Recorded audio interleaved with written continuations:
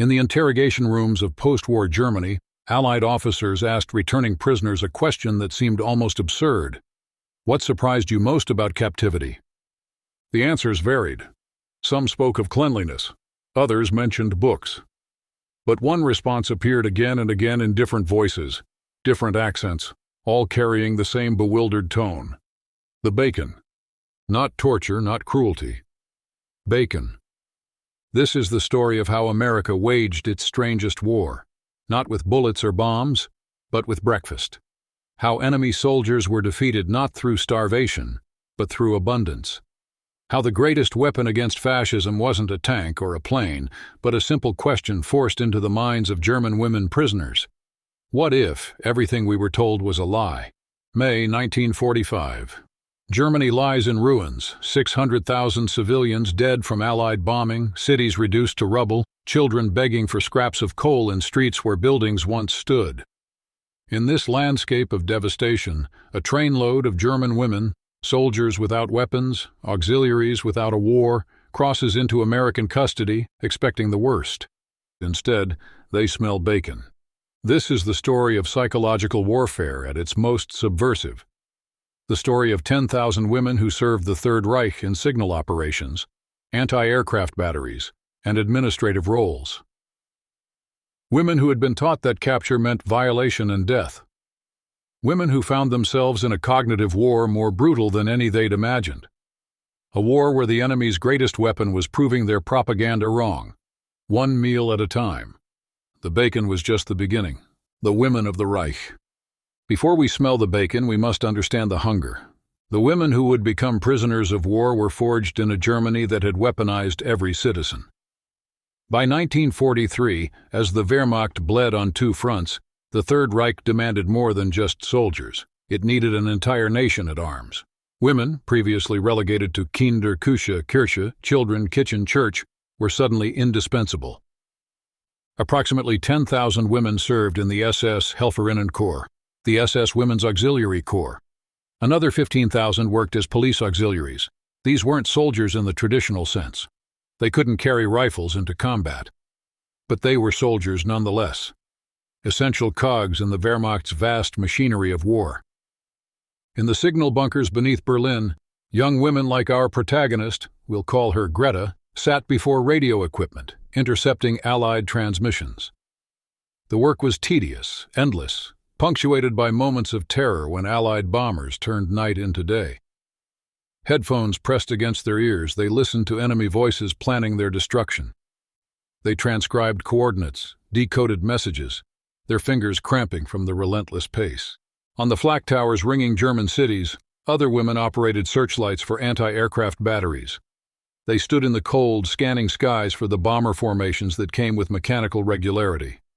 When the guns opened fire, the concussion rattled teeth, left ears ringing for days. Some women died at their posts when Allied planes targeted the towers. Most survived to scan again the next night, and the night after, in an endless vigil against the inevitable. In administrative offices across the Reich, thousands more processed paperwork for a bureaucracy obsessed with documentation, supply requisitions, personnel transfers, the endless forms required by a totalitarian state. They typed and filed and stamped, believing or wanting to believe that their work served something greater than themselves. The propaganda they absorbed was relentless. In training barracks, officers lectured about American savagery. Posters showed American soldiers as apes with bloody hands. Radio broadcasts detailed atrocities, real and imagined, committed by Allied forces. The message was clear. Capture meant a fate worse than death. The women believed it because they had to. To doubt was to question everything. To question was to crack the foundation of the world they inhabited. Greta remembered those lectures with crystal clarity. A stern-faced officer, his uniform pressed despite the shortages, had described in graphic detail what American soldiers did to German women. Violation, torture, mutilation. The officer's voice never wavered, never showed doubt. "They will strip you of dignity before they strip you of life," he'd said. "Better to die fighting than to surrender to such monsters." She'd believed him. They all had. What choice did they have? By early 1945, as Soviet forces smashed through Poland and American armies crossed the Rhine, the Reich's collapse became undeniable even to true believers. The Führer bunker issued increasingly desperate orders. Women auxiliaries found themselves evacuating westward, away from the approaching Red Army, toward what they hoped would be gentler American hands, though gentle was relative when every option promised horror. The statistics told their own story. An estimated 2 million German women suffered sexual violence at Soviet hands. The Red Army, fueled by rage at what they'd found in their liberated homeland, showed little mercy. Word spread quickly among German auxiliaries: flee west, surrender to the British or Americans. Die if you must, but don't fall to the Soviets. Greta and her unit retreated through chaos, roads clogged with refugees, columns of defeated soldiers, mothers pushing carts loaded with children and possessions. The orderly Reich they'd known dissolved into something primal, survival stripped of ideology. They walked, sometimes 30 kilometers a day, sleeping in ditches, scavenging food from abandoned farms. When they finally encountered American advance units in early May, Greta's first emotion was relief, then immediate terror. The Americans looked so young, so clean, their uniforms unwrinkled despite days in the field. They chewed gum while accepting surrenders, seeming almost bored by the defeated enemy before them. This casualness was itself unnerving. Where was the savage fury they'd been promised? The Americans processed them efficiently. Names recorded, ranks noted, possessions searched, but not stolen. No one was struck. No one was violated. The guards spoke in clipped tones, gesturing with their rifles more as pointers than weapons. This orderly processing was the first crack in the propaganda's facade. Then came the trains. The journey into captivity. May 12, 1945. The war in Europe had been over for 4 days. Hitler was dead in his bunker. Berlin smoldered. But for women like Greta, dressed in worn Wehrmacht auxiliary uniforms, the war's end meant only a transition from one uncertainty to another. The train cars weren't cattle cars, as they'd feared. They were regular passenger coaches, shabby from years of war but recognizable. Windows that opened, benches to sit on. No one forced them to stand packed together like animals. This small mercy felt significant, though Greta told herself not to trust it. 47 women crowded into her car. Most were younger than 25, though war had aged them beyond their years. Sharp cheekbones emphasized by hunger, eyes that darted constantly, searching for threats. Hands that trembled despite attempts at composure. They spoke little as the train rattled westward. What was there to say? Each woman carried her own calculations of horror, weighing what she'd been told against what she'd experienced so far. The cognitive dissonance was already beginning. The Americans hadn't shot them immediately, hadn't loaded them into death camps, hadn't done any of the things the propaganda had promised. But the day was young. The real cruelty might come later after the victims had been lulled into complacency. Through the windows, they watched Germany pass, or what remained of Germany. Cities reduced to skeletal ruins, bridges collapsed into rivers, fields cratered by artillery. Occasionally they spotted groups of refugees trudging along roads, carrying everything they owned. The women in the train car had been soldiers, however auxiliary their service. Now they were refugees themselves, just moving in the opposite direction. Greta pressed her forehead against the glass, watching a group of children dig through rubble. They couldn't have been more than 8 or 9 years old, their clothes hanging loose on malnourished frames. She'd seen such children every day for months now, but the sight never stopped hollowing her chest. Her younger brother had been 11 when his school was bombed. The funeral had been closed casket, nothing left to view. These children in the rubble could have been him in another timeline, another bombing, another day when death fell from the sky. The guilt arrived before the shame. She was alive. Captured, yes. Imprisoned, certainly. But alive, seated on a cushioned bench, while children outside starved among ruins. The propaganda had prepared her for torture, but not for this, the simple fact of survival while her nation died. "Do you think they'll separate us?" The voice belonged to Ursula, a radio operator from Hamburg. She'd lost her entire family in the firebombing: mother, father, 2 sisters, grandparents. She'd received the news from a Red Cross telegram while sitting in a bunker in Bavaria, headphones on, transcribing American bomber formations. She'd continued working because what else could she do? Grief was a luxury the Reich couldn't afford. "I don't know," Greta replied. The truth was she knew nothing. None of them did. They'd been trained for war, not captivity. Another woman, Margot, formerly of the SS Administrative Corps, spoke up. "They'll interrogate us. Try to break us down. Make us betray each other." Her voice carried conviction, as if stating obvious facts. Margot still wore her belief in Nazi ideology like armor, though her uniform was as tattered as anyone's. No one argued with her, not because they agreed, but because argument required energy they didn't have. The train slowed, not with the screech of emergency brakes, but the gradual deceleration of planned arrival. Hearts accelerated in inverse proportion. This was it, whatever awaited them. Execution, slavery, torture, or something else entirely. It began now. When the doors opened, the first thing that hit them wasn't violence. It was air, clean air, spring air, air that smelled of grass and distant trees rather than smoke and cordite. Greta breathed it in, momentarily confused by its normalcy. War smelled like burning. Defeat smelled like ash. This smelled like a world that remembered peace. The second thing was the quiet. Not silence. There were voices, movement, the distant hum of machinery. But quiet. No artillery thunder, no bombers overhead, no sirens warning of raids. Just the ordinary sounds of a functioning military installation going about its business. Guards called to each other in English, truck engines rumbled. Somewhere, improbably, a radio played music. The third thing, the thing that would define everything that followed, was the smell. The scent that changed everything. Bacon. Not the thin, rationed slices Germany had known before the war, stretched and supplemented with sawdust and hope. Real bacon. American bacon. Fat bacon, sizzling in honest grease, sending smoke signals into the air that said, "We have so much we can waste it on prisoners." Greta froze on the train car steps. Behind her, women pressed forward, then stopped as the scent registered. Mouths watered involuntarily. Stomachs growled despite attempts at dignity. The smell was obscene in its richness, pornographic in its abundance. For a moment, the entire column of women simply stood, inhaling, unable to reconcile the scent with their circumstances. Margot whispered, "It's a trick. To mock us." Perhaps. But if mockery smelled this good, what did genuine torture smell like?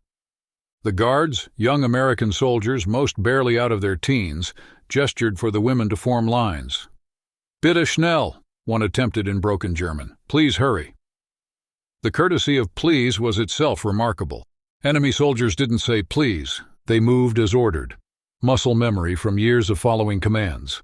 But every step carried them closer to the source of that smell, and with each step, the cognitive dissonance grew. Propaganda had prepared them for beatings, not breakfast. For degradation, not the scent of cooking meat. The mismatch created a psychological vertigo more disorienting than any physical blow. The camp itself appeared orderly to the point of obsession. Wooden barracks arranged in neat rows. Gravel paths raked smooth. Fences of barbed wire, yes, but fences that looked more administrative than punitive. No guard towers with machine guns trained on prisoners. No dogs straining at leashes. Just wire demarcating space and young American soldiers standing at intervals, rifles held casually. One soldier met Greta's eyes as she passed. He was chewing gum, his jaw working in that peculiarly American way. His expression held neither hatred nor pity, just mild interest, the way one might observe weather changing. She quickly looked away, unsettled by the ordinariness of his gaze. The processing station was organized with military precision. Tables staffed by clerks, American and captured German interpreters. Personal effects inventoried but not stolen. Identity papers checked, names recorded in ledgers. Questions asked in stilted German. Name, rank, unit, medical condition. No one was searched roughly. No one was struck for hesitating. The clerks worked with bureaucratic efficiency, processing enemy soldiers as if they were filing insurance claims. This normalcy was more terrifying than violence because violence made sense. Violence was expected. This careful documentation, this preservation of individual identity, this suggested something more complex. After processing, they were led to barracks. The structures were wooden, raised slightly off the ground, with windows that actually opened. Inside, rows of bunks with actual mattresses. Thin mattresses, true, but mattresses nonetheless. Not bare boards, not concrete floors. Straw-stuffed mattresses on wooden frames, with blankets folded at the foot of each bed. Ursula touched one tentatively, as if it might vanish. "My grandmother's barn had worse," she murmured. The barracks held washing facilities, buckets of water, soap, towels. The soap was military issue, harsh and unscented, but it was soap. Real soap, not the ersatz chemical blocks Germany had been producing for years. Greta held it to her nose, smelling the alkaline honesty of it. No perfume, no pretense, just soap that would actually clean. "They're softening us up," Margot insisted, her voice tight. "Making us comfortable before the real interrogation begins. Trust nothing." But it was hard to trust nothing when exhaustion pulled at every muscle, when the bed, however basic, represented the first real rest in days, when the promise of washing away weeks of travel grime felt like salvation. Then the dinner bell rang, the first meal. The mess hall was larger than expected, with long tables and benches. No segregation between guards and prisoners. The Americans ate at their own tables, but in the same room, breathing the same air thick with cooking smells. This proximity felt significant, as if the very architecture argued against the propaganda's depiction of Americans as monsters too savage to share space with their captives. The women shuffled through a serving line, each receiving a tray. On those trays, bread, white bread, soft and unmarred by sawdust or adulterant. The kind of bread that existed only in pre-war memories. Potatoes. Actual potatoes, not the watery substitutes Germany had resorted to. Potatoes boiled in their skins, steaming. Vegetables. Canned, yes, but vegetables nonetheless. Carrots and peas, their colors almost offensive in their brightness against the drab metal tray. And bacon. 2 strips per prisoner. 2 strips of honest-to-God pork belly, fried until the fat crisped, leaving translucent curls of meat that glistened with grease. Greta stared at her tray. The portion was modest by pre-war standards, probably standard fare for American soldiers. But compared to the past 2 years of German rations, turnip soup stretched to transparency, bread that crumbled to sawdust, meat that appeared once a month if at all, this was a feast fit for officers. She sat with shaking hands, tray before her, unable to take the first bite. Around her, other women faced the same paralysis. This was the moment of truth. To eat was to accept. To accept was to acknowledge that maybe, just maybe, the enemy wasn't what they'd been told. Ursula reached for her bread first. Her hands trembled as she lifted it, smelled it, then bit. Tears sprang immediately to her eyes, not from sadness, but from the overwhelming rush of memory. This bread tasted like childhood, like Sunday mornings before the war, like a world where food was nourishment rather than survival calculations. Her tears broke the dam. One by one, the women began to eat. Greta lifted the bacon to her lips. The smell was overwhelming up close, salt and smoke and fat. She bit. The texture, crispy edges giving way to tender meat, filled her mouth. The taste exploded across her palate, rich and overwhelming and utterly impossible to reconcile with captivity. She thought of her brother, dead beneath rubble in Leipzig. She thought of her mother, crushed in an air raid. She thought of thousands of German children begging for scraps while she, a prisoner of war, ate bacon provided by the enemy. The guilt threatened to choke her. But her body betrayed her consciousness. She kept chewing, kept swallowing, kept eating until every crumb was gone, until her tray gleamed empty under the harsh lights of the mess hall. Around her, women wept while eating. Some laughed hysterically. Others ate in grim silence, their faces set. But they all ate. Even Margot, whose ideology should have demanded resistance, cleaned her plate with methodical efficiency. An American guard stood by the door, watching. He wasn't leering or gloating. His expression held something closer to satisfaction, like a job well done. When he noticed Greta staring, he offered a small nod. Not of superiority, just acknowledgement of her existence. That nod was perhaps more dangerous than any weapon. It suggested that to him, she was simply another human being requiring food, not an enemy, not a monster, not even a prisoner worthy of hate. Just someone who needed to eat. The implications of that perspective were staggering. After the meal, they returned to barracks in stunned silence. Greta lay on her bunk, staring at wooden ceiling beams. Her stomach, unused to such richness, protested slightly. But the discomfort was nothing compared to the mental confusion. The propaganda had been specific. Americans tortured prisoners. Americans starved prisoners. Americans were racially inferior subhumans driven by Jewish conspiracy to destroy German culture. But Americans who fed their prisoners bacon? Americans who provided beds and soap and treated surrender with bureaucratic courtesy? Those Americans didn't fit the narrative. And if the narrative was wrong about this most basic thing, about what captivity would mean, what else had been lies? "I can't stop tasting it," Ursula whispered from the bunk beside Greta's. "The bacon. It's like it coated my whole mouth. I keep trying to remember the last time I had pork. Real pork. Before the war? I can't even remember." Greta understood. The taste had indeed lingered, marking her tongue with salt and fat. But more than taste, it was the meaning that lingered. Bacon as contradiction. Bacon as evidence. Bacon as the first domino in a chain of doubts. "My mother would have killed for that meal," Ursula continued, her voice breaking. "She died hungry. I know she did. The rations were so thin by the end. And here I am, full. Actually full. It's wrong. It feels wrong." "Then why did you eat?" Margot's voice cut from across the room, sharp with accusation. Ursula had no answer. None of them did. They'd eaten because they were hungry, yes, but also because the food was offered, because refusal felt pointless, because survival demanded accepting nourishment even from unlikely sources. Margot continued, her tone hardening. "This is strategy. They fatten us like pigs before slaughter. They make us dependent, grateful. Then they'll demand information, cooperation, betrayal. Don't mistake necessity for kindness." She was probably right, Greta thought. This had to be strategy. Americans didn't feed their enemies out of altruism. There had to be an angle, a purpose, a manipulation. And yet the bacon had been real. The bread had been real. The soap had been real. At some point, didn't real things matter more than theoretical motivations?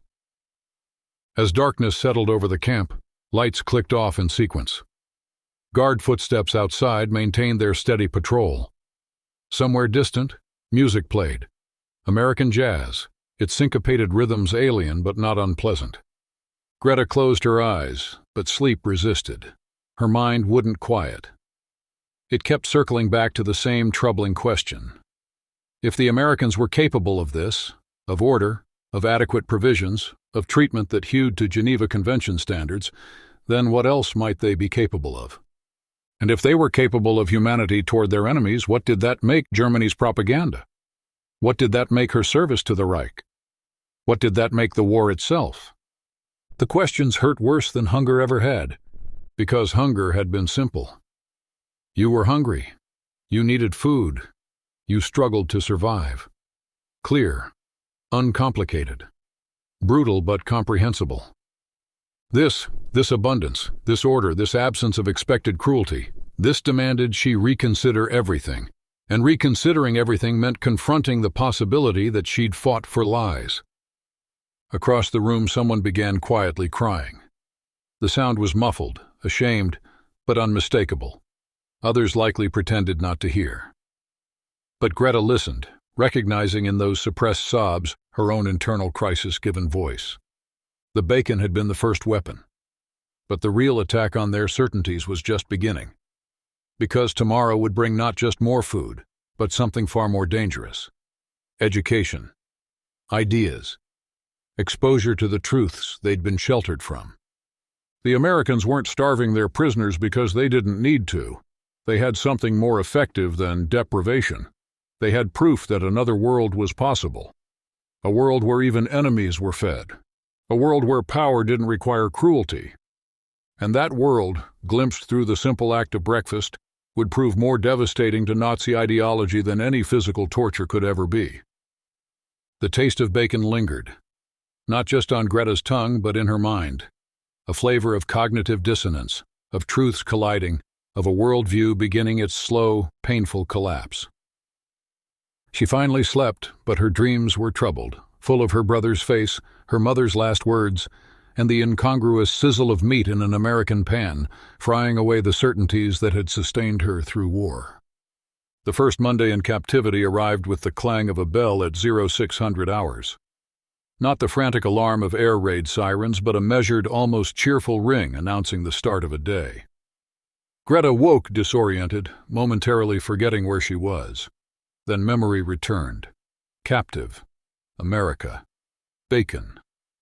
After breakfast, more bread, powdered eggs, coffee that tasted like actual coffee, the women were assembled in the yard. An American officer stood before them, flanked by a German interpreter. The officer was perhaps 40, with graying temples and the patient expression of a schoolteacher rather than a warrior. "Welcome to Camp Concordia," the interpreter translated. "You are prisoners of war, yes. But you are also human beings entitled to treatment under the Geneva Convention. You will be fed. You will be housed. You will be given meaningful work.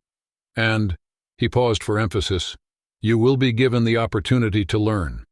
Murmurs rippled through the assembled women. Learn what? How to be better prisoners. The officer continued. "We have established educational programs. English language instruction, access to libraries, film screenings, correspondence courses with American universities. Participation is voluntary but encouraged. Voluntary." The word itself was suspicious. Nothing in Germany had been voluntary for years. Orders were orders. Compliance was survival. This American notion of choice felt like a trap baited with pretend freedom. Yet after dismissal, when Greta saw women lining up at a building marked library, curiosity overcame suspicion. She joined the queue, telling herself she was only observing, not participating. Inside, the library stole her breath. 7,000 books lined wooden shelves. German literature banned by the Reich. Thomas Mann, Erich Maria Remarque, Heinrich Heine. Books burned in public squares now available to prisoners. American literature in English and German translation. Scientific texts. Philosophy, poetry. History books that told stories different from the sanitized propaganda she'd been fed. A bespectacled American sergeant, more librarian than soldier, gestured at the shelves. "Nehmen Sie, was Sie wollen," he said in broken German. "Take what you want." Greta's fingers trembled as she touched spines. Books were treasure. Books were danger. Books were portals to ideas that might shatter what remained of her certainties. She selected All Quiet on the Western Front. Remarque's novel about World War I, banned in Germany since 1933. The book felt heavy with forbidden knowledge. She clutched it to her chest like contraband. That night, reading by dim barracks light, she discovered a Germany she'd never been allowed to see. Remarque's soldiers suffered not for glory but for meaningless orders. They died not as heroes but as victims of leaders who spent their lives as currency. The prose cut through propaganda like a scalpel through infected flesh.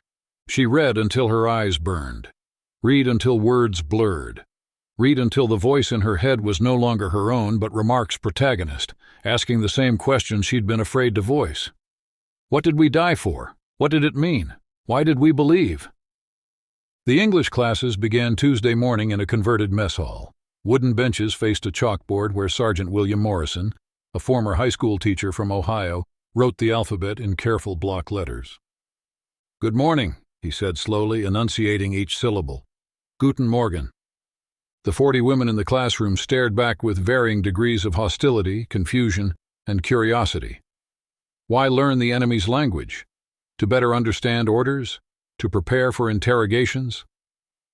Morrison smiled as if he'd heard the unspoken questions. You're wondering why we're teaching you English. Fair question. Here's my answer. Because language is freedom. Every word you learn is a key to understanding. And understanding, he tapped the chalkboard, is the only real weapon against propaganda. Through the interpreter, the message landed with unsettling clarity. They were being armed, not with rifles, but with comprehension. The lessons started simply. Basic vocabulary: water, food, help, please, thank you. Morrison was patient, even playful, encouraging the women to practice with exaggerated pronunciation. When someone stumbled over the sounds, tongue against teeth, a position German mouths struggled with, he demonstrated comically, making several women smile despite themselves. Greta found herself drawn in. English felt slippery and inconsistent compared to German's rigid logic. But there was something liberating in its chaos, in the way it borrowed promiscuously from other languages, the way it bent rules and invented exceptions.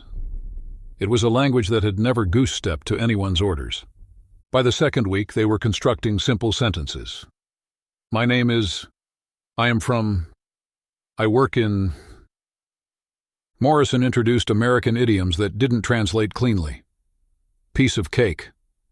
Break a leg. Bite the bullet. The women puzzled over these phrases, trying to map literal meanings onto figurative usage. It was like learning that words could play, could joke, could mean something other than what they said. One afternoon, Morrison taught them the word freedom. He wrote it large across the chalkboard, underlining it twice. Freedom, in German, Freiheit. But what does it mean? The women sat silent. Freedom was a Reich talking point. Freedom from Jewish influence, freedom from foreign degeneracy, freedom through strength and purity. But those freedoms came wrapped in uniforms and orders and lists of who belonged and who didn't. In America, Morrison continued, we argue about freedom constantly. What it means, who deserves it, how much costs too much. We fight over it in courts, in newspapers, in elections. That arguing, that loud, messy, endless debate, that's freedom. Not agreement, not unity, just the right to disagree without disappearing. The interpreter translated, though some words had no clean German equivalent. The concept itself, freedom as argument rather than consensus, felt almost heretical to women raised in a state that demanded total ideological alignment. After class, Greta remained behind. She approached Morrison hesitantly. Why? She asked in halting English. Why you teach us? Morrison considered her with tired kindness. Because you're not the enemy, Greta.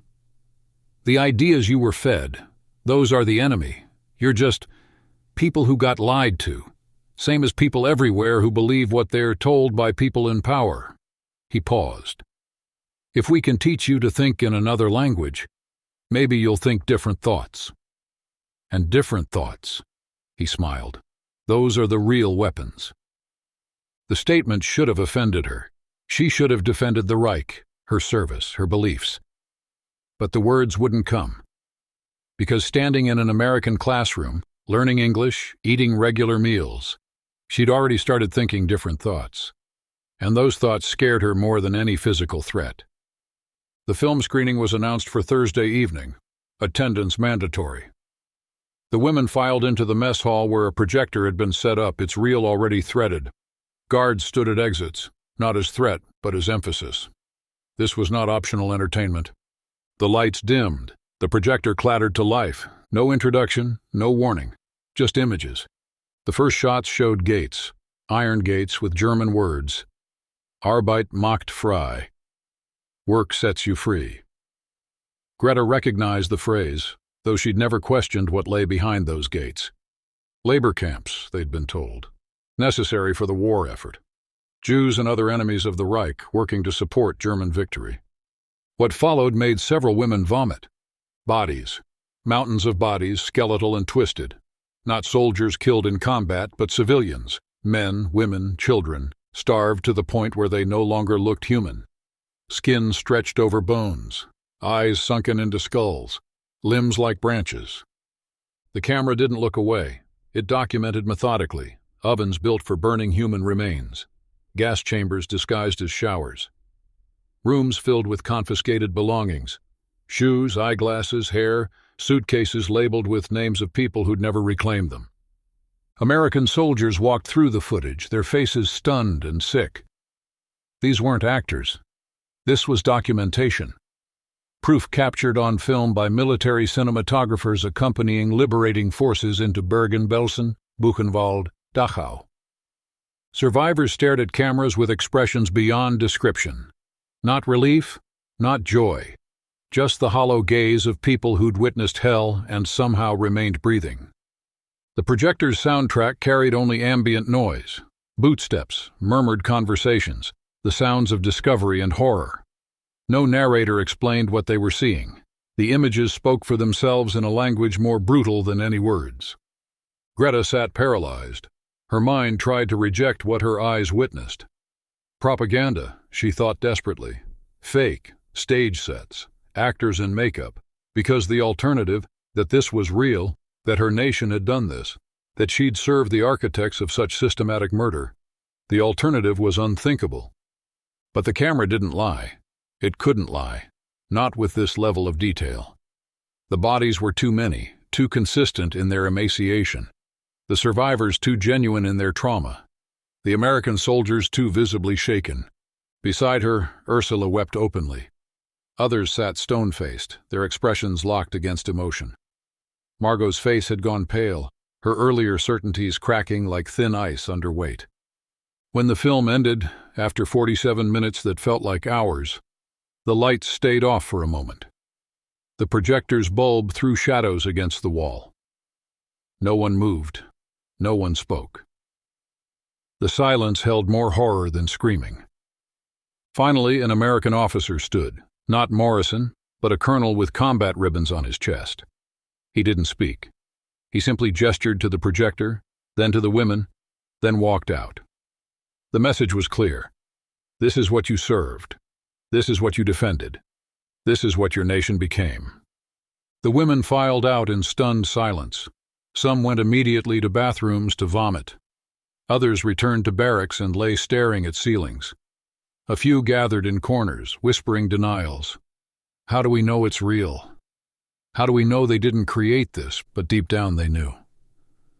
The knowing sat in their guts like poison, because the images fit pieces they'd deliberately not assembled, whispered rumors they'd dismissed, disappearances they hadn't questioned, trains they'd watched leave full and return empty. Greta sat on her bunk, mind reeling.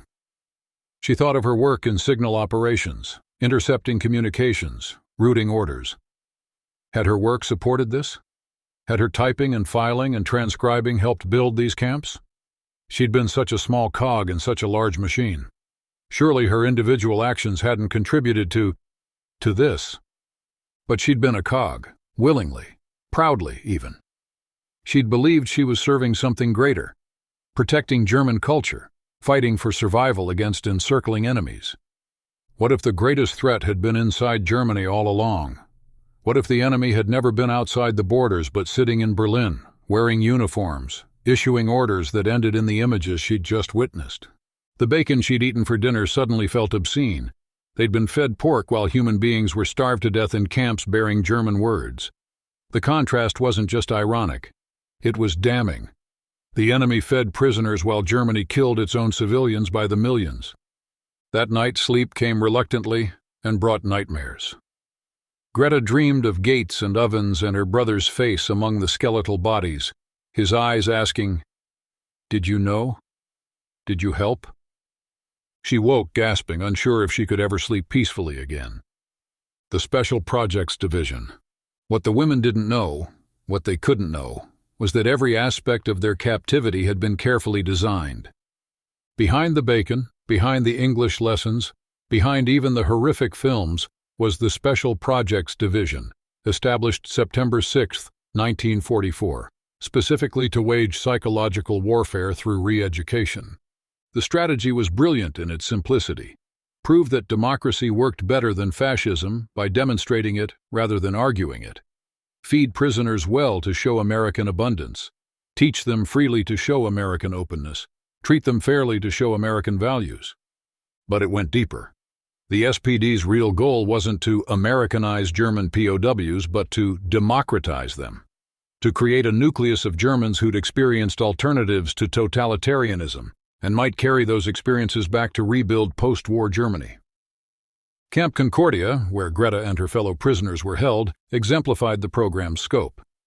The Americans had recruited German POWs who were screened as anti-Nazi or apolitical, employing them alongside American university professors to develop curriculum, write camp newspapers, and teach courses.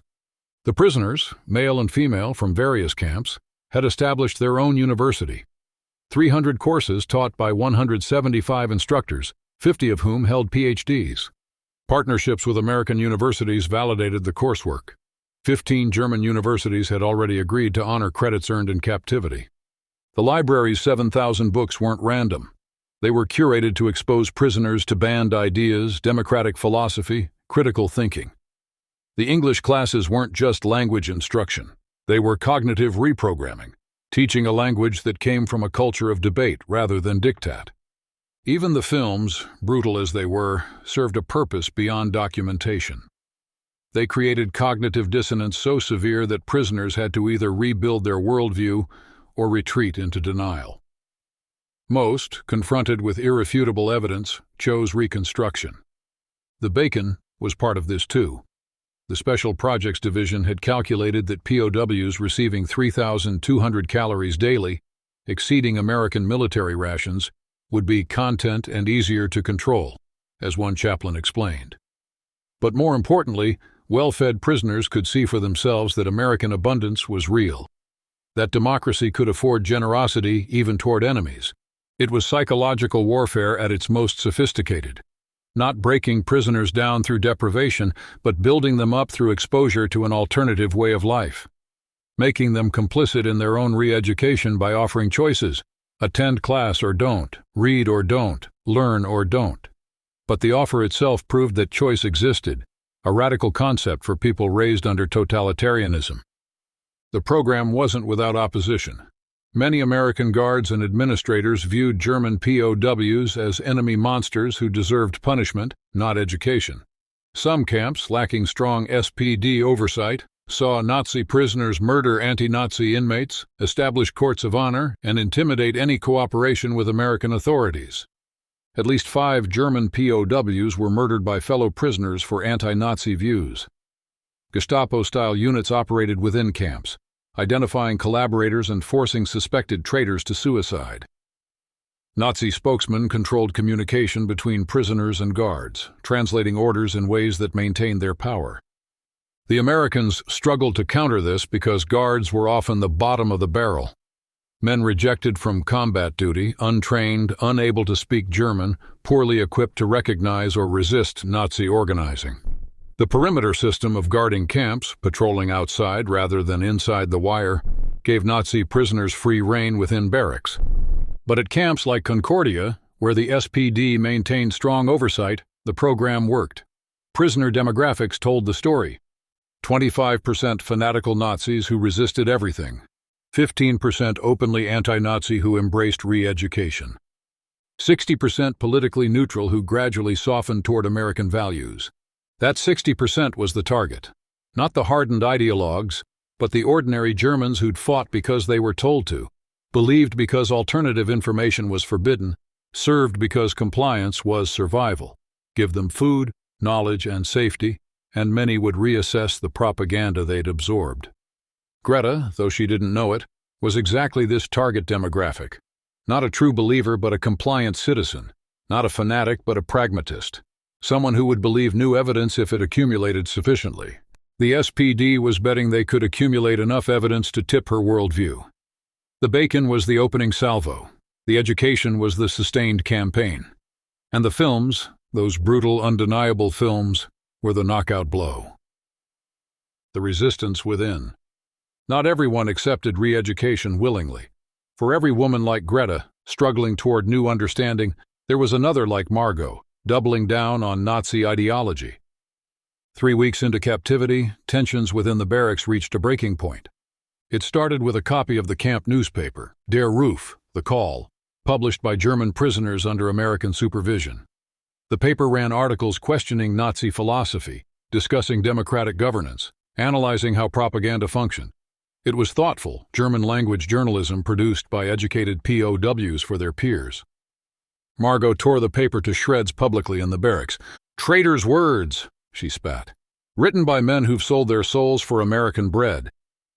You read this filth, you become part of the betrayal." Ursula, who'd been reading an article about parliamentary democracy, looked up quietly. What if it's not betrayal to question what we were told? What if questioning is the opposite, the most loyal thing we could do for Germany's future? Margot's face flushed red. "You dare? After everything you saw? You saw the films? Obvious propaganda, stage sets built to demonize us. And you believed it? You're weaker than I thought." "I believe my eyes," Ursula replied, her voice steady despite trembling hands. "I saw bodies. Real bodies. Those weren't actors. Those were people who died in camps we built. That's not propaganda. That's evidence. Evidence fabricated by Jews who control American media." "Stop!" Greta's voice cut through the argument. She stood, surprised by her own courage. "Just stop. I don't know what I believe anymore. Maybe the films were real. Maybe they were exaggerated. But I know one thing. They've treated us better than we treated them. We've been fed, housed, given books. While German civilians starve, we eat bacon. That's not propaganda. That's daily reality." Margot turned her fury toward Greta. "So you've been corrupted too. They feed you and you forget your loyalty. You forget you're dead. You forget that Germany fights for survival against enemies who want us destroyed." "Does she?" Another voice. A woman named Anna, who'd worked in supply logistics. "Because from what I've seen, Germany destroyed itself. We didn't lose because of enemies. We lost because we believed leaders who lied, and now those leaders are dead or hiding while we're left to face what they created." The barracks split along these fault lines. Perhaps a dozen women clung to Nazi ideology, insisting everything was lies or exaggeration or Jewish conspiracy. Another dozen openly embraced re-education, attending every class, reading voraciously, practicing English. The remaining women, the majority, wavered in the middle, trying to reconcile competing truths. Arguments erupted nightly. Some turned personal. Accusations of collaboration, betrayal, weakness. A few women stopped speaking to former friends who'd chosen different sides. The Americans, observing these conflicts, generally let them play out. The internal debate was itself part of re-education, forcing prisoners to articulate and defend positions, to hear counter-arguments, to think critically rather than accept authority. But there were limits. When Margot began organizing a court of honor to try Ursula for collaboration, the same tactic Nazi POWs used in camps where they maintained control, American guards intervened. Margot was transferred to a different camp with stricter controls. Her departure created vacuum. Without a charismatic true believer anchoring resistance, more women drifted toward engagement with the educational programs. Not enthusiastically, many still harbored deep suspicion, but pragmatically. What else was there to do? Greta attended English class 3 times weekly. She volunteered for library duty, shelving books and helping other prisoners find reading material. She watched 2 more documentary films, one about American democracy's founding, another about the Nuremberg trial's early proceedings. Each exposure chipped away at the propaganda she'd internalized, not dramatically, not in single revelatory moments, but gradually, like water wearing stone. One fact contradicting one lie, one experience disproving one fear, one day of humane treatment overcoming 1 year of being told Americans were monsters. The process wasn't comfortable. It felt like betrayal. Of her dead, of her nation, of her younger self who'd believed service was honor. But the alternative, clinging to lies in the face of overwhelming evidence, felt like a different kind of death. The letters from home. Mail arrived 6 weeks into captivity. Red Cross letters, heavily censored, carrying news from Germany in carefully bland language designed not to alarm. Greta received 2 letters, one from a cousin in Munich, another from her aunt in Dresden. The cousin's letter was brief. Everyone surviving as best we can. Food very scarce. Ration cards give barely enough. Standing in lines for hours. Buildings still being cleared of rubble. Many homeless. We think of you daily. Hope you are safe. Be strong. Between the lines, Greta read desperation. Food very scarce meant starvation. Many homeless meant destroyed cities. Be strong meant don't expect to recognize what you left behind. The aunt's letter was longer, more detailed. Dresden remains ruins. They say 25,000 dead in the firebombing, maybe more. No way to count. Your father's shop where he used to work is gone, just foundation stones remaining. The church where you were baptized, destroyed. We live in a basement apartment, 4 families sharing, no windows, just boards. Water comes from a pump 2 streets over. We boil everything. The Americans occupy our zone. They are correct in dealings, but we are kept at distance. They bring some food, canned goods mostly. Better than nothing but not enough. The children look like ghosts. Your cousin's daughter is 7 but looks like she's 4, so thin. I do not ask about your situation. I hope somehow you are safe. Germany will rebuild, but how long that takes, God knows. The leadership that promised us greatness left us with ashes. I should not write such things, but what does censorship matter now? The war is over.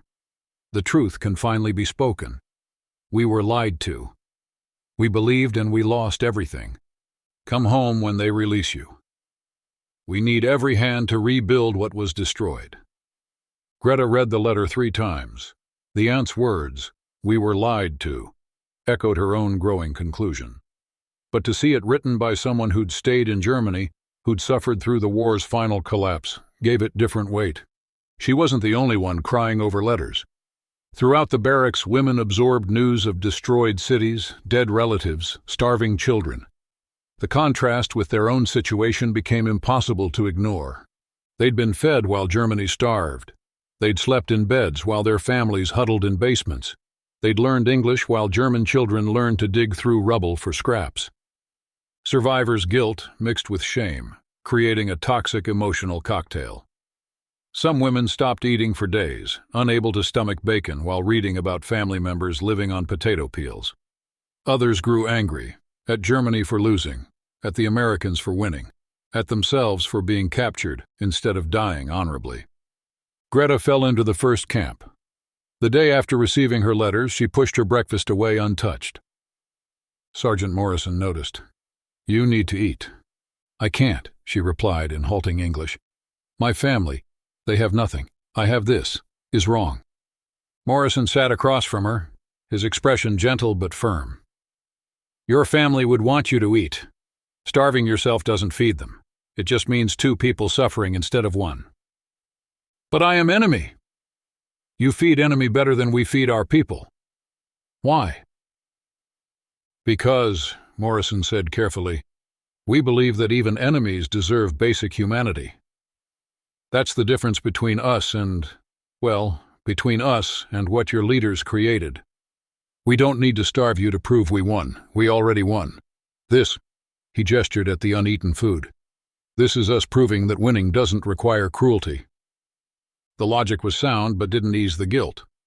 Still, Greta forced herself to eat. Wasting food helped no one. And Morrison was right. Her family would want her alive, healthy, capable of returning eventually to help rebuild. But the letters changed something fundamental. They made the abstract concrete. Before, "Germany is destroyed," was information. Now it was her cousin scrounging for food, her aunt living in a basement, children looking like ghosts. The knowledge made every meal taste of ash, the quiet rebellion. By week 8, routines had solidified. Morning roll call, breakfast, work details or educational programs, lunch, afternoon activities, dinner, evening free time, lights out at 2200. The predictability was itself a form of re-education. In Nazi Germany, chaos and fear had been tools of control, never knowing when the next order would come, when the next purge would strike, when the next bomb would fall. Here the Americans offered structure without terror, order without arbitrary cruelty. Greta found herself relaxing into the rhythm despite herself.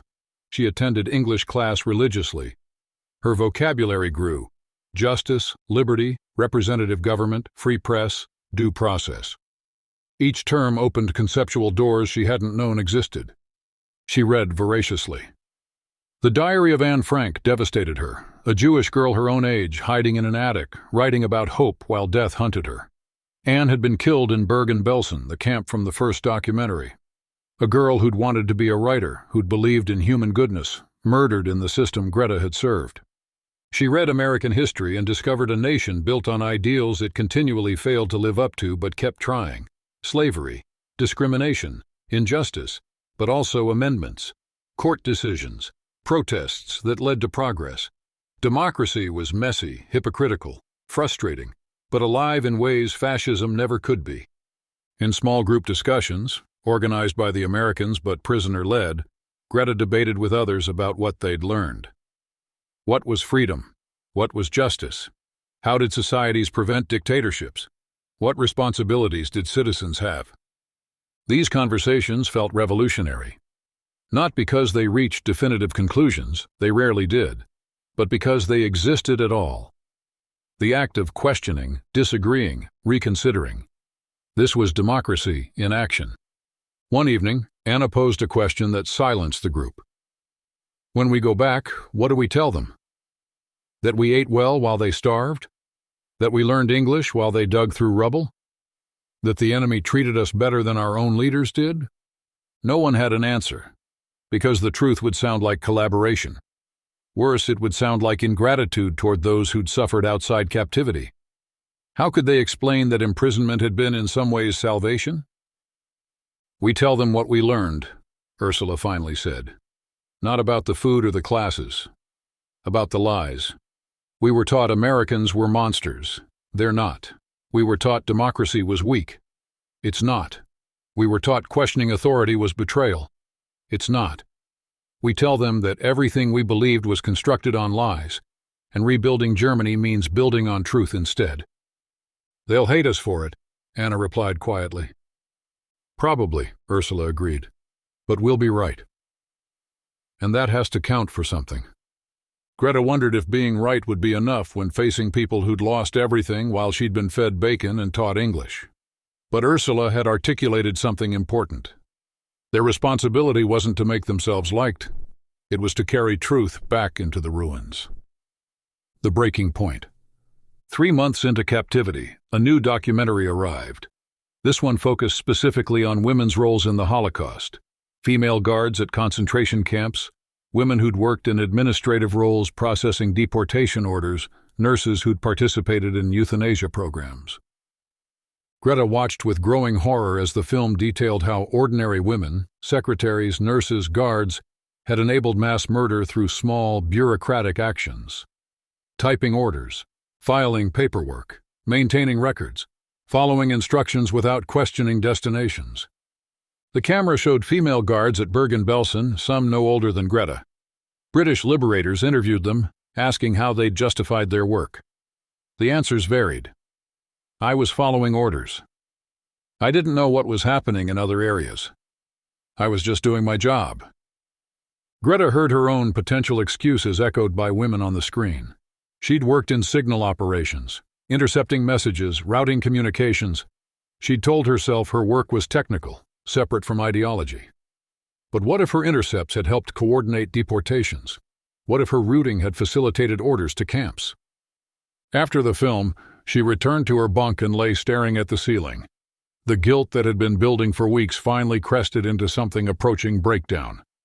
She'd been a cog, a small, efficient, unquestioning cog. And the machine she'd helped turn had fed bodies into ovens. The tears came violently, shaking her whole body. She buried her face in her thin pillow, trying to muffle sobs. But the grief wouldn't be contained. It poured out in great gasping waves.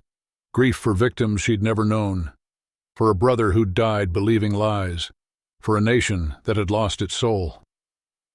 Ursula appeared beside her bunk, hand tentatively touching Greta's shoulder. It's not your fault. You didn't know.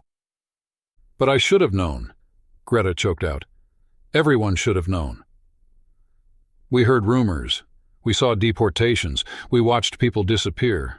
We just didn't ask. Didn't want to know. And that's the same as doing it ourselves. No, Ursula said firmly. Doing it and not stopping it aren't the same. They're both wrong, but they're not the same. We can't change what happened. We can only choose what we do now. What can we do? Greta asked bitterly. We're prisoners. We're powerless. We can learn, Ursula replied. We can change. We can go back different than we left. That's not nothing. The words offered small comfort, but they were true.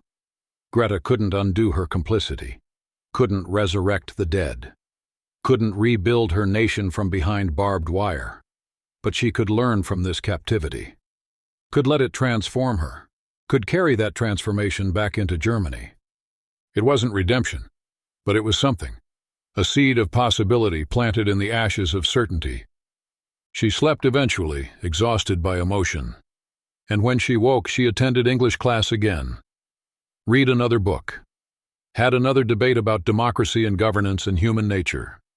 The work of rebuilding herself, one day at a time, one lesson at a time, one uncomfortable truth at a time.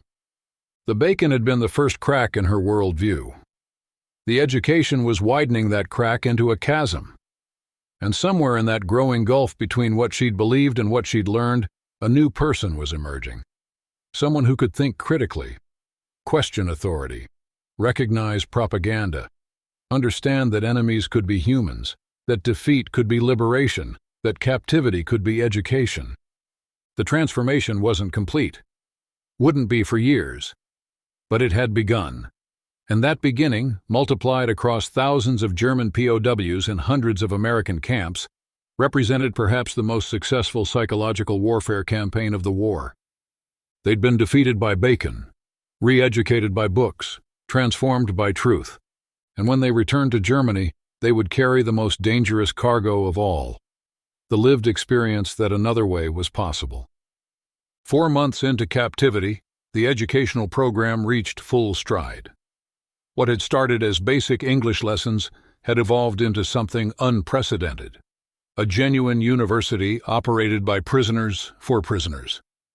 The Americans had transported male POWs with academic credentials to Camp Concordia, integrating them with the women's section for advanced coursework. Professors captured at war's end, philosophy instructors, engineers, physicians, linguists, now taught in barracks converted to classrooms. 300 courses. Everything from calculus to Shakespeare, from engineering principles to constitutional law. 175 instructors, 50 holding PhDs from German universities, now reduced to rubble. Greta enrolled in 3 classes: Advanced English, European History, taught from non-Nazi perspectives, and Introduction to Democratic Governance. The history course proved most unsettling because it required confronting how German education had been systematically corrupted. Professor Friedrich Weber, former lecturer at Heidelberg University, captured in Italy, stood before the class with a map of pre-war Europe. He was perhaps 55, gaunt from imprisonment, his wire-rimmed glasses held together with tape. "We're going to discuss how history becomes propaganda," he began without preamble. "I participated in this corruption. I taught what I was told to teach, emphasized what the Ministry of Education demanded, omitted what they forbade. I told myself I was protecting my family, keeping my position, surviving. But survival through complicity is its own form of death." He pointed to the map. "What were you taught about the Treaty of Versailles?" Students responded in a chorus of familiar grievances: crushing reparations, stolen territory, humiliation of the German people, unjust punishment imposed by vengeful victors. Weber nodded. "Yes. That's what we were all taught. Now let me show you what was omitted." For the next 2 hours, he systematically dismantled the propaganda version. The reparations were harsh but not unprecedented. Germany had imposed worse on France in 1871. The territorial losses were significant, but hardly the amputation Nazi rhetoric described. The treaty was flawed, yes, but not the monstrous injustice that justified everything that followed. The lie, Weber explained, was in the framing. Every fact was wrapped in emotional language designed to produce rage. Every omission was calculated. You weren't taught history. You were taught resentment. and resentment became the foundation for everything else. Greta felt dizzy. She'd grown up believing Germany was a victim of international conspiracy, that Hitler's rise had been necessary to restore stolen dignity.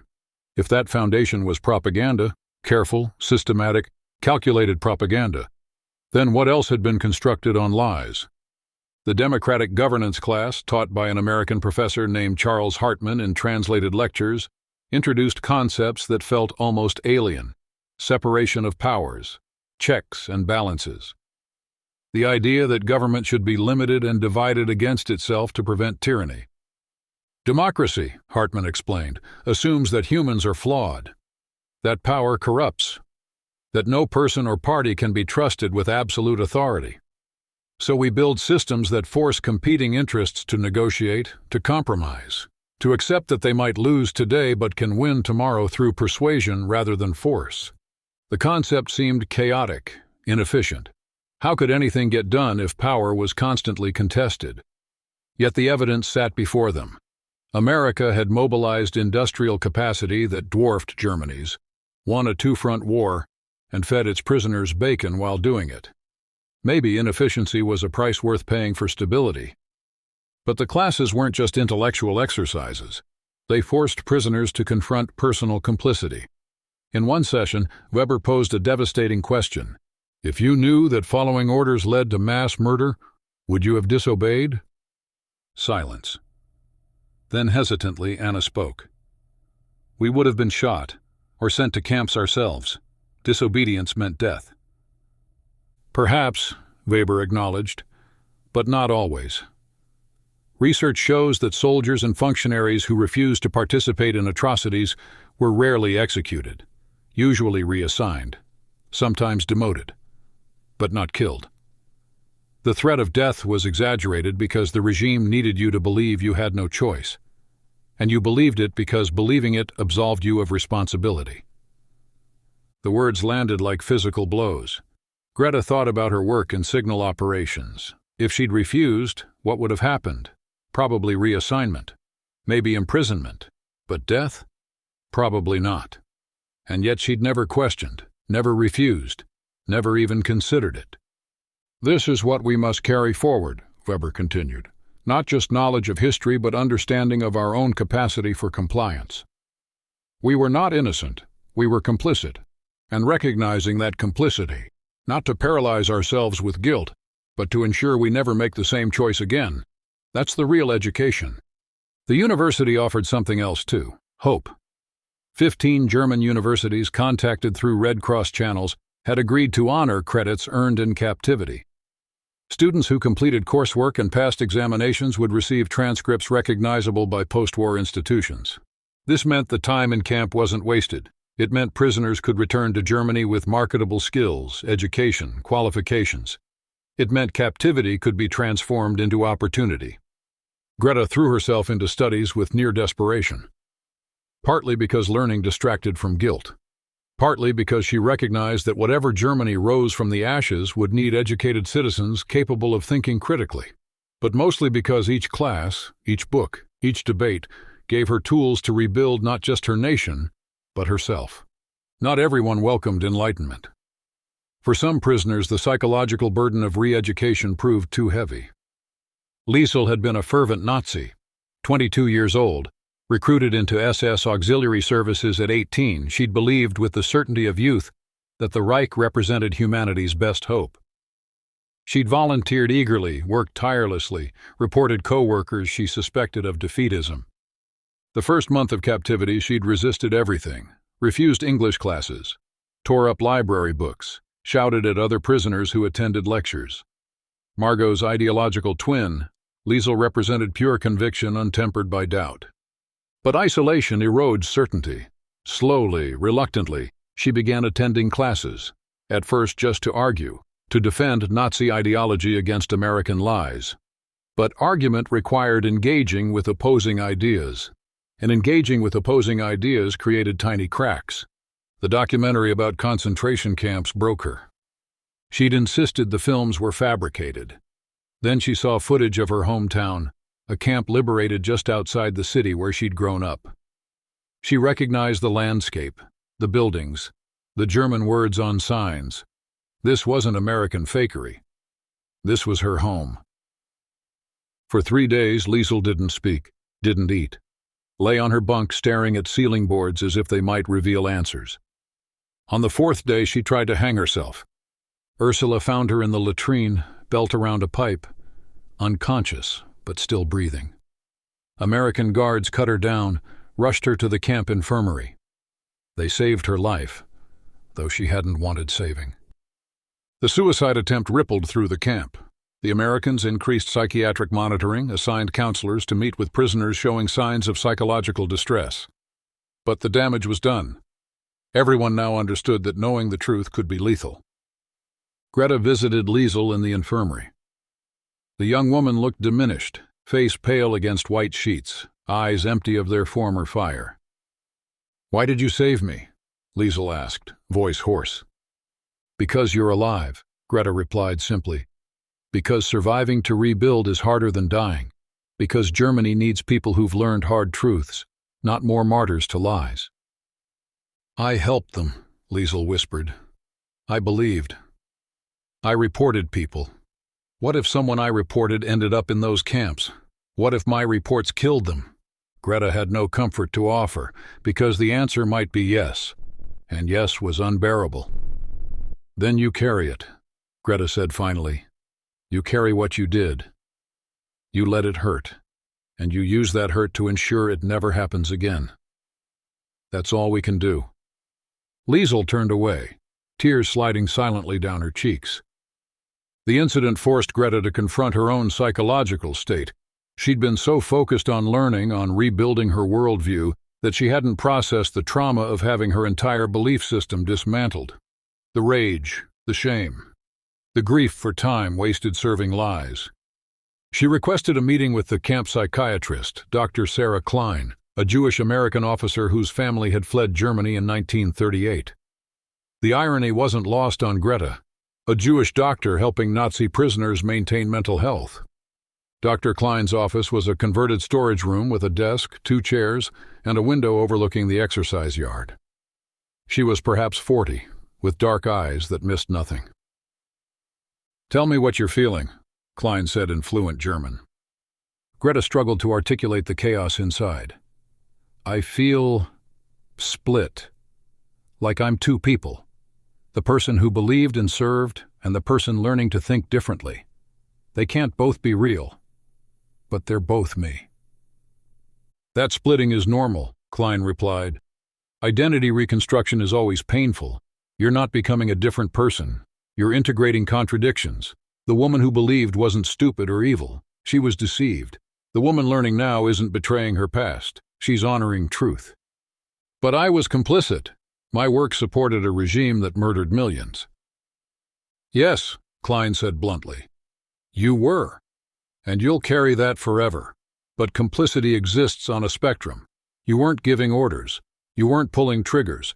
You were a cog in a vast machine believing what you were told. That doesn't absolve you, but it doesn't damn you either. The question isn't whether you participated. You did. The question is what you do with that knowledge now." The conversation didn't erase guilt, but it created space for guilt to coexist with growth. Greta could acknowledge her complicity while still choosing to be different moving forward.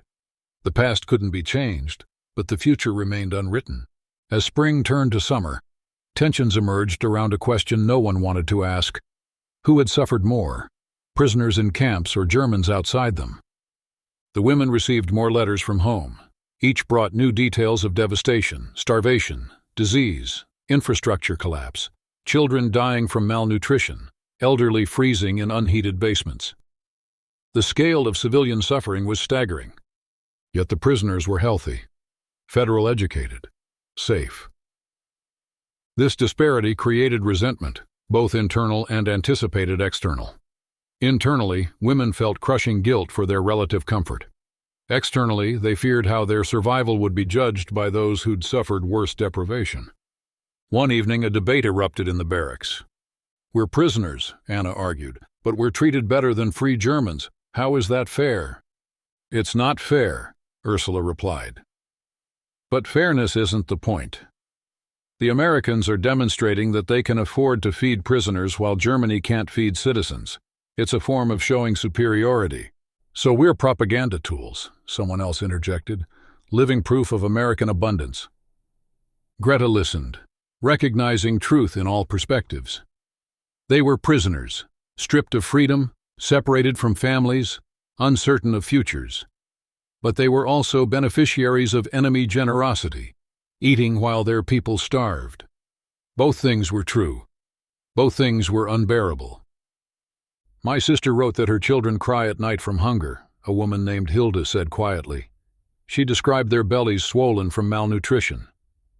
And here I am getting 3 meals a day. I feel like I'm betraying them every time I eat. The room fell silent because everyone felt variations of the same guilt. Finally, Professor Weber, who'd been standing quietly in the doorway, spoke. You cannot save them by starving yourselves.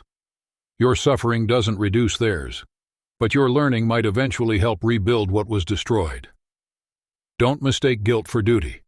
Your duty is to survive, to learn, to change, so that when you return you can help ensure Germany never makes these mistakes again. His words offered logical comfort, but couldn't erase the emotional reality. They were alive and fed while others died hungry. No amount of rationalization could make that feel just. The guilt manifested in different ways. Some women began hoarding food, saving portions to send home despite knowing it would spoil long before any package arrived. Others exercised obsessively, as if punishing their bodies could atone for their relative comfort. A few stopped eating entirely until forced to by medical staff. Greta found herself caught between acceptance and resistance. She ate because starvation helped no one, but she ate without pleasure, each meal tasting of ash and obligation. The psychological warfare had succeeded too well. The Americans had proven their abundance so effectively that prisoners now felt guilty for receiving it. The bacon had become burden, delicious, nutritious, unbearable burden. The Red Cross letters allowed only sanitized communication. Prisoners couldn't describe camp conditions in detail, couldn't discuss politics, couldn't say anything that might be deemed useful to enemy intelligence, even though the enemy had already won. So women began writing letters they'd never send. Private missives that told the truth. Greta wrote to her dead brother, "You died believing America was our enemy. I'm fed by Americans now, better fed than I ever was in Reich service. They teach me English, give me books, treat me like a human being who made mistakes rather than a monster who must be punished. I don't know what to do with this knowledge. You died for lies. Mother died for lies.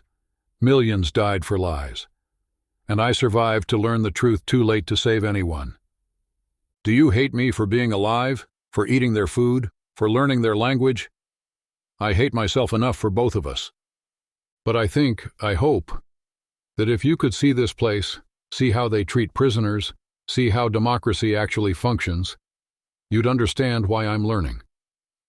Not to betray Germany, but to help rebuild it into something worth your sacrifice, even though your sacrifice was stolen by leaders who lied. I miss you. I'm sorry, I'm trying to do better." She folded the letter and tucked it into her notebook, unsent and unsendable. But writing it created space for grief to breathe. Other women wrote similar letters, to dead fathers, mothers, siblings, friends, to their former selves, apologizing for beliefs held and actions taken, to the future Germany, promising to do better. These unsent letters became a collective confessional. Women shared them in small groups, reading aloud what they couldn't mail. The act created community, shared guilt, shared grief, shared determination to transform suffering into purpose. One letter from Ursula particularly struck Greta. "To the children who died in camps, I didn't know. That's not an excuse, just a truth. I didn't know because I didn't ask, didn't want to know. Chose comfortable ignorance over uncomfortable truth. I can't bring you back. Can't undo what was done, but I can promise to remember, to tell your story, to ensure the world never forgets what happens when ordinary people choose not to know. You deserved better than us. Better than our cowardice, our complicity, our convenient blindness. I'm sorry doesn't begin to cover it. But it's all I have. The letters represented psychological processing impossible through official channels. They acknowledged complicity without demanding immediate forgiveness. They created space for grief without resolution, for guilt without absolution. Dr. Klein encouraged the practice. You're mourning multiple things, she explained to Greta. Your dead family members, your old worldview, your innocence, your nation, your beliefs. Mourning requires expression. These letters give you that outlet. The writing became ritual. Each Sunday evening, women gathered to read their unsent letters aloud. Some wept. Others sat stone-faced. But all participated in collective acknowledgement that they'd been part of something monstrous and were trying, however inadequately, to become something better. Sergeant William Morrison had been teaching English and democratic principles for 6 months. He'd watched prisoners arrive broken and hostile, then gradually soften into curiosity and engagement. But he carried his own burdens. Morrison's grandfather had immigrated from Germany in 1892. He'd grown up in Ohio speaking German at home, English at school. When war broke out, his family had been viewed with suspicion by neighbors who wondered where their loyalties lay. Teaching German prisoners felt like completing a circle. These women could have been his cousins in another timeline, another set of choices. Their beliefs could have been his beliefs if geography had placed him differently. One afternoon after class, Greta lingered to ask about a grammatical point, but the conversation drifted beyond English. "Why do you teach us?" she asked. "You could hate us. Many Americans must hate us. We were the enemy." Morrison considered his response carefully. "I don't hate you. I hate what your leaders created, what your nation did, but you? You're just people who got caught in history's gears, same as anyone." "We're not innocent," Greta insisted. "We participated." "No one's arguing innocence," Morrison replied. "But there's a difference between enthusiastic participation and going along because the alternative was unthinkable. Most people aren't heroes. Most people just try to survive. You made bad choices in impossible circumstances. Now you're learning to make better ones. That's worth something." The grace in his words nearly undid her. "My brother died fighting your soldiers. My mother died in your bombs. And you teach me English as if none of that mattered." "It matters," Morrison said quietly. "But staying trapped in that cycle, revenge breeding revenge, hatred breeding hatred, that just perpetuates the war forever. At some point someone has to choose to break the cycle. Might as well be us. Might as well be now." Greta felt tears threatening. "I don't deserve your kindness." "It's not about deserving. It's about deciding what kind of world we want to build. One based on endless retribution? Or one where people can change, learn, grow beyond their worst moments? I'd rather build the second kind, even if it means extending grace to people who fought against us." The conversation stayed with Greta for days. Morrison's perspective represented everything she'd been taught democracy was too weak to sustain. Mercy toward enemies, belief in human capacity for change, willingness to invest in transformation rather than punishment. Yet that weakness had won the war. That mercy was rebuilding Europe. That belief was creating this university behind barbed wire. Maybe strength came in forms she'd never been taught to recognize. August 1945. The war in the Pacific ended with atomic bombs dropped on Hiroshima and Nagasaki. The scale of destruction, entire cities vaporized, brought new horror to women who thought they'd reached the limits of human capacity for devastation. But it also meant the war was definitively over, and that meant eventually they'd go home. The announcement came in September. Repatriation would begin in stages. Priority given to those with families confirmed alive and specific destinations in occupied zones. Others would wait until processing could be completed and destinations verified. The news created panic. Return had been abstract future.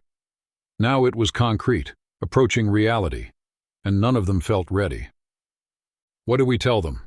Anna asked during a group session. "How do we explain what we've learned?" "Carefully," Professor Weber advised.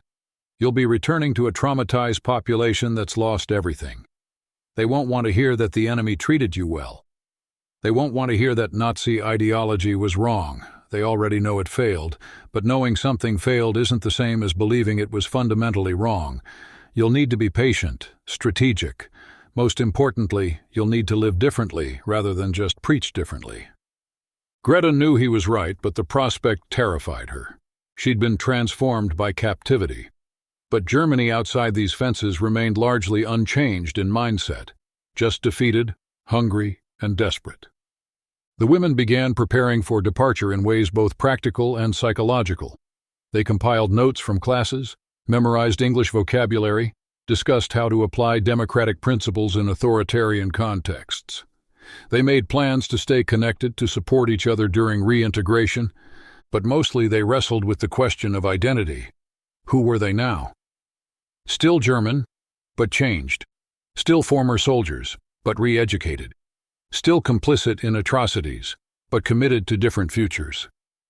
Liesel, recovered from her suicide attempt, spoke at an evening gathering. I spent months wishing I'd died rather than learn the truth. But I'm glad I lived, not because I deserve life. I don't. But because bearing witness to what we became, what we did, requires survivors. We have to live with this knowledge, carry it, tell it. Even when, especially when, people don't want to hear it. Her words resonated because they articulated what many felt. Survival was obligation, not privilege. They had to return, had to rebuild, had to ensure memory prevented repetition. In the weeks before repatriation began, the educational programs intensified. The Americans wanted to send prisoners home with as much knowledge as possible. Final examinations were administered. Greta completed tests in English, history, and democratic governance. She'd never studied so hard for anything in her life. These grades mattered not for career advancement, what careers awaited in destroyed Germany, but as proof that transformation was possible. She passed all 3 courses, received official transcripts stamped with American military seals and German university recognition. The papers felt significant beyond their practical value. They represented evidence that time in captivity had produced growth rather than just marking time. A graduation ceremony was held in the mess hall.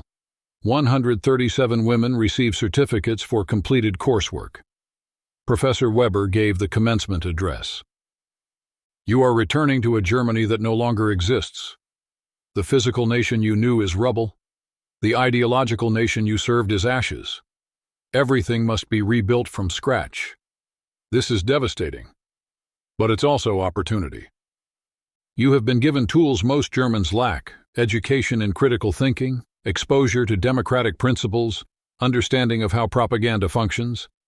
You have experienced enemy generosity that contradicts everything you were taught. Use these experiences, not to gloat, not to judge those who suffered differently, but to plant seeds of different thinking. Germany's future will be determined by people like you. Ordinary citizens who must decide whether to cling to old hatreds or build new systems. I'm not naive. Most of you will face poverty, hardship, resentment. Some will abandon what you've learned here simply to survive. But if even a fraction of you carry forward the principles you've studied, if even a handful of you apply critical thinking to civic participation, you will have helped create something better from the ruins.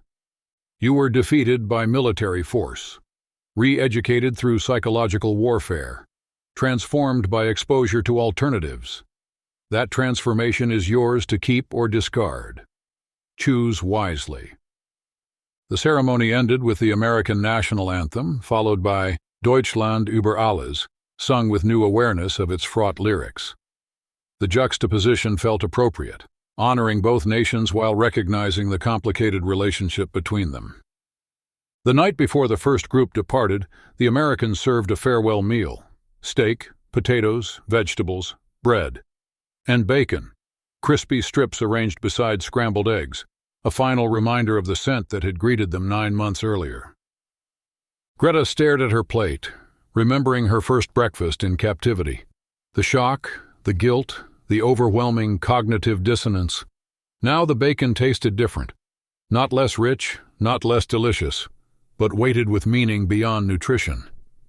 It represented everything the experience had been: unexpected, contradictory, transformative. A symbol of abundance from enemies, proof that propaganda could be systematically dismantled, evidence that humanity could survive even in the architecture of war. She ate slowly, savoring not just the taste but the memory of transformation. From terrified prisoner to critical thinker. From propaganda victim to educated citizen. From complicit cog to someone capable of questioning, analyzing, rebuilding. Around her, women ate their final American meals with similar reverence.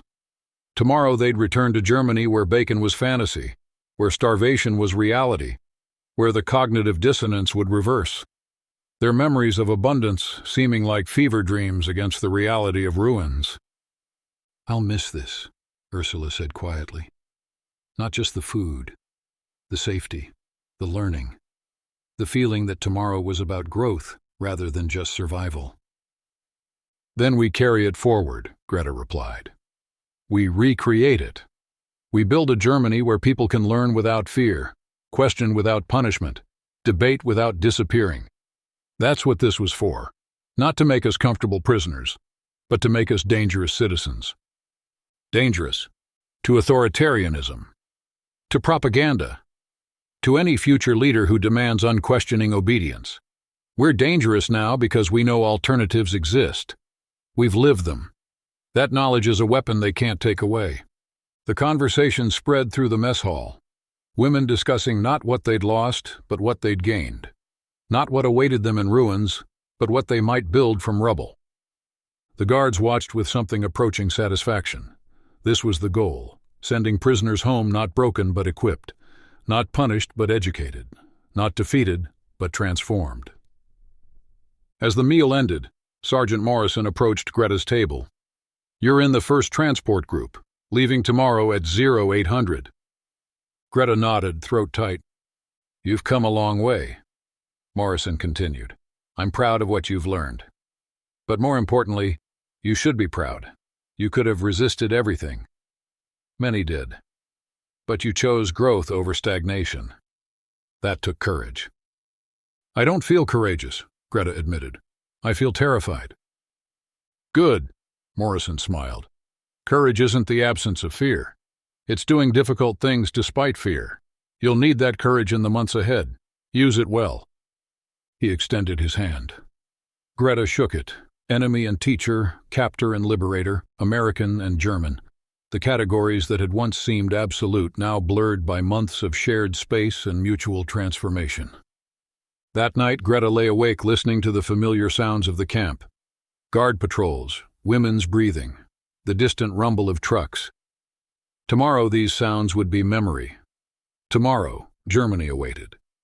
She thought about her brother, her mother, her dead family. She thought about the children in camps, the victims of the regime she'd served.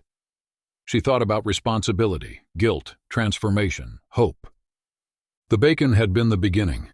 Education had been the middle. Now came the hardest part, return. Taking the knowledge gained in captivity and planting it in soil devastated by war. Facing resentment from those who'd suffered differently. Carrying the burden of knowing that the enemy had been more humane than her own leaders, but she wouldn't carry it alone. 137 women graduated, thousands more across hundreds of camps. An entire generation of Germans exposed to alternatives, educated in critical thinking, transformed by the weaponization of generosity. They were the real psychological warfare, sleeper agents of democracy, sent home not to spy but to question, not to undermine but to rebuild, not to betray their nation but to save it from itself. As dawn approached, Greta finally slept, and when she woke to the bell for final breakfast, she rose ready to face whatever came next. The train was waiting. Germany was waiting. The future was waiting, and she had learned how to think. October 1945. The train that carried them back to Germany was the same type that had carried them away, but everything had changed. 63 women in Greta's transport group ranging from 20 to 40 years old. All were veterans of the re-education program. All carried transcripts, notebooks, and memories that weighed more than physical baggage. The train crossed into Germany at a border that barely existed anymore. The neat demarcation lines of pre-war maps had dissolved into occupation zones administered by Allied forces. American, British, French, and Soviet sectors carved the nation like a medical diagram showing where to amputate. Through windows they witnessed the devastation they'd read about in letters. Cities reduced to skeletal remains. Bridges twisted into rivers. Roads cratered and barely passable. Refugee columns trudging with everything they owned loaded onto carts. Cologne appeared through morning mist, or what remained of Cologne. The magnificent cathedral still stood, somehow surviving the bombing that had flattened everything around it. But the city itself was gone. Just rubble fields stretching to horizons, punctuated by broken walls and empty window frames. Women pressed faces to glass, silent in the face of destruction that exceeded even their expectations. Letters had described ruins. But letters were abstract. This was concrete, literally and figuratively. Mountains of brick and broken concrete, the physical evidence of ideology's final bill come due. "My God," Ursula whispered, "how do we rebuild this?" No one answered because the question felt impossible. The train stopped at processing stations where Allied officials verified identities and assigned destinations based on occupation zones. Some women were routed to American sectors, others to British. Those with homes in Soviet zones faced longer journeys and uncertain futures. Greta's paperwork assigned her to Munich in the American zone. Her aunt's basement apartment awaited. The city where she'd never lived would become home because Leipzig, her actual hometown, lay in ruins under Soviet occupation. At each stop, prisoners received final supplies, ration cards for occupied Germany, information packets about Allied governance, contact information for refugee services, small amounts of Allied script currency, the practical tools for survival in a defeated nation. But the most valuable cargo remained invisible: knowledge, perspective, the ability to think critically. These couldn't be confiscated or lost.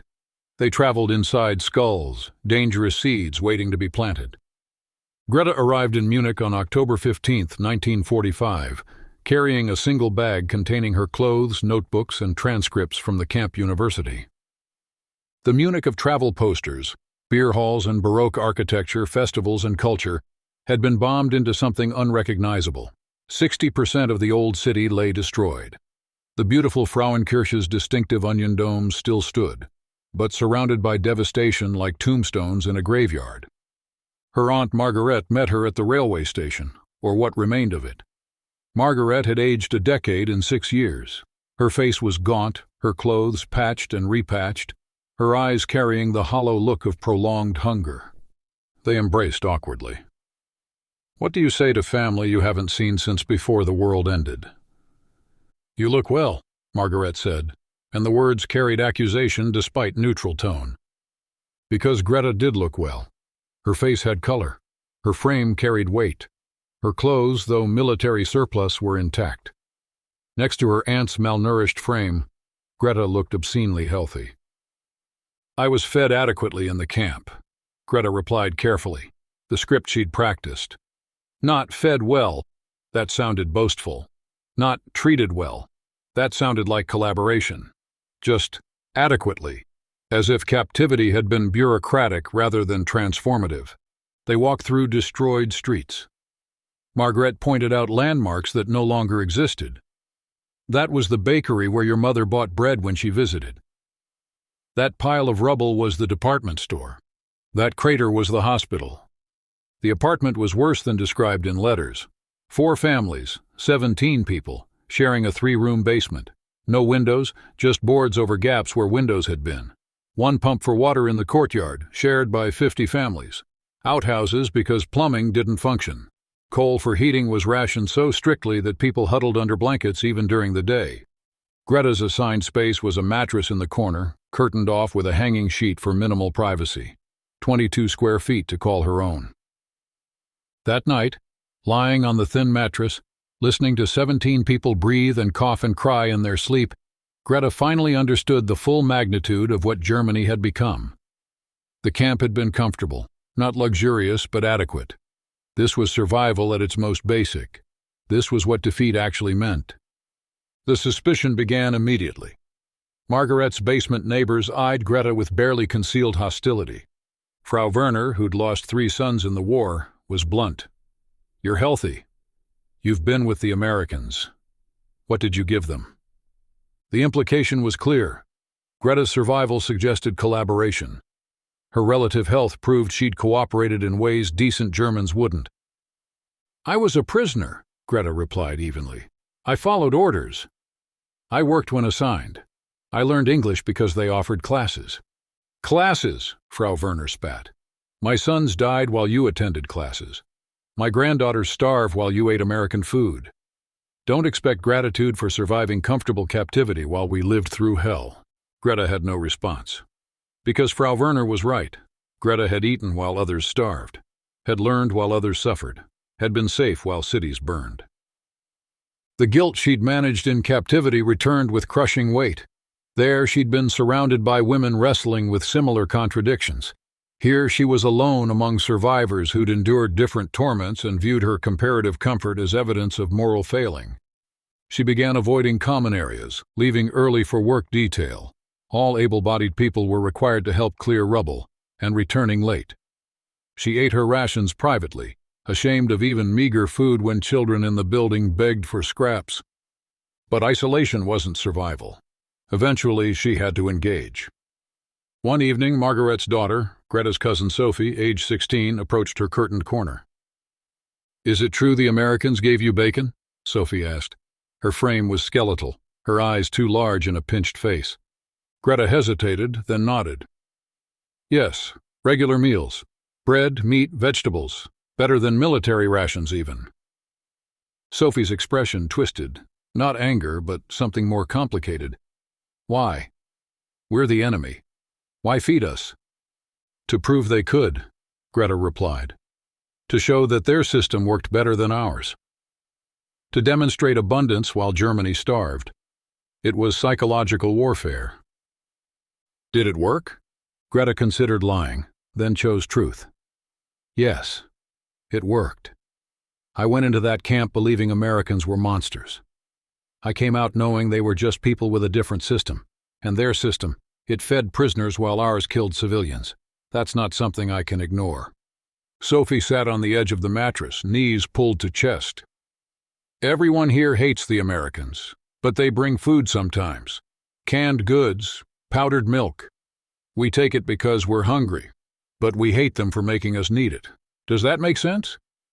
"It makes perfect sense," Greta said. "Pride and hunger are both real.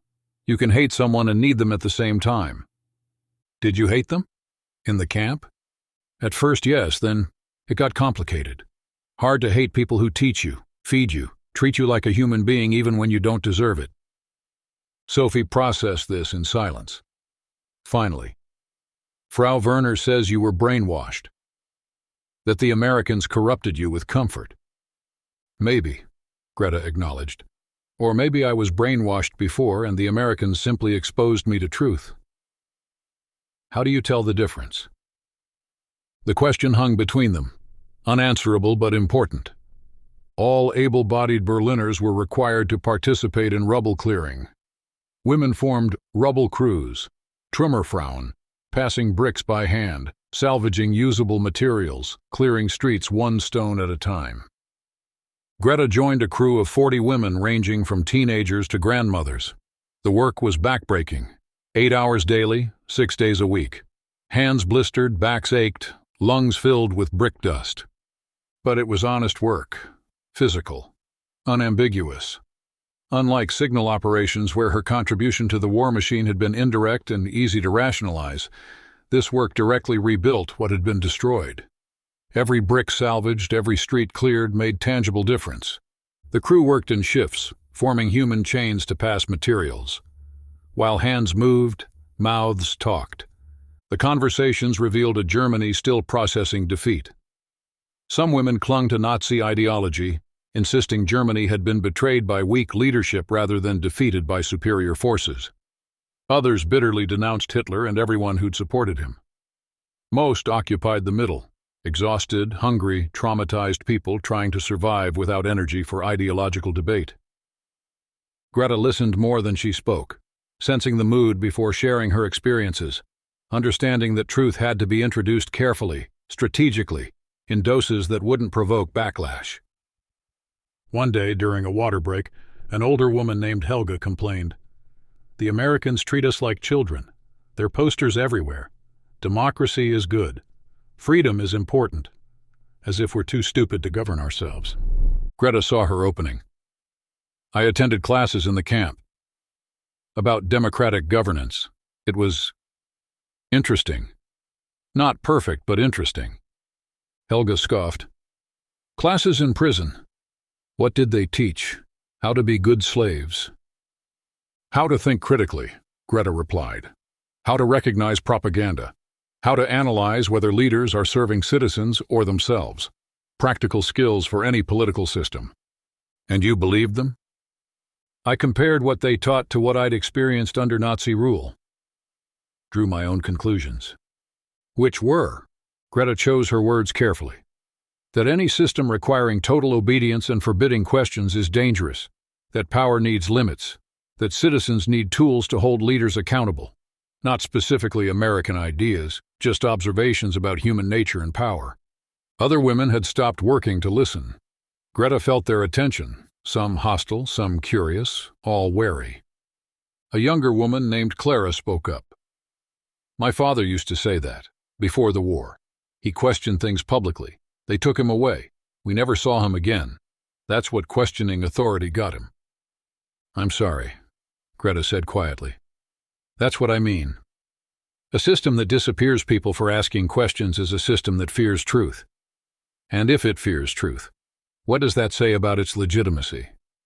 The conversation ended there, too dangerous to continue with so many listening. But Greta had planted a seed. Maybe it would grow. Maybe it would wither. But it was planted. 3 months back in Germany, Greta still dreamed of bacon. Not pleasant dreams.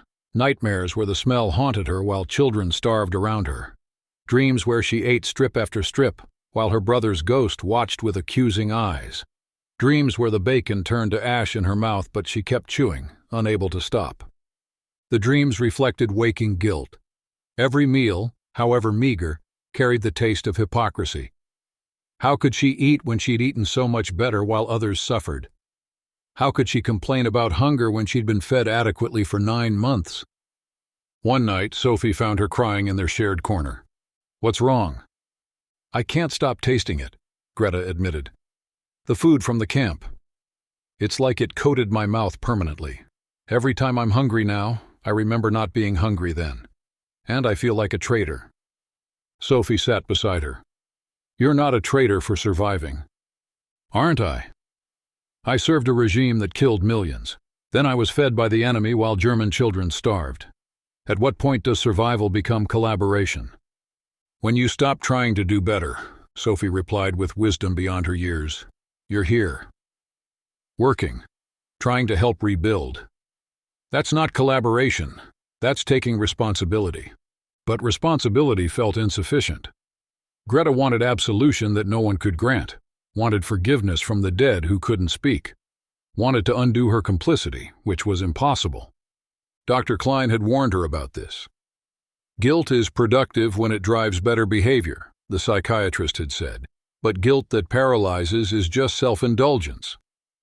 You don't honor victims by destroying yourself. You honor them by building something better." Greta tried to remember that. Tried to channel guilt into rubble clearing, into small acts of kindness, into careful conversations about propaganda and power. But the bacon haunted her nonetheless, symbol of the impossible contradiction she'd lived through.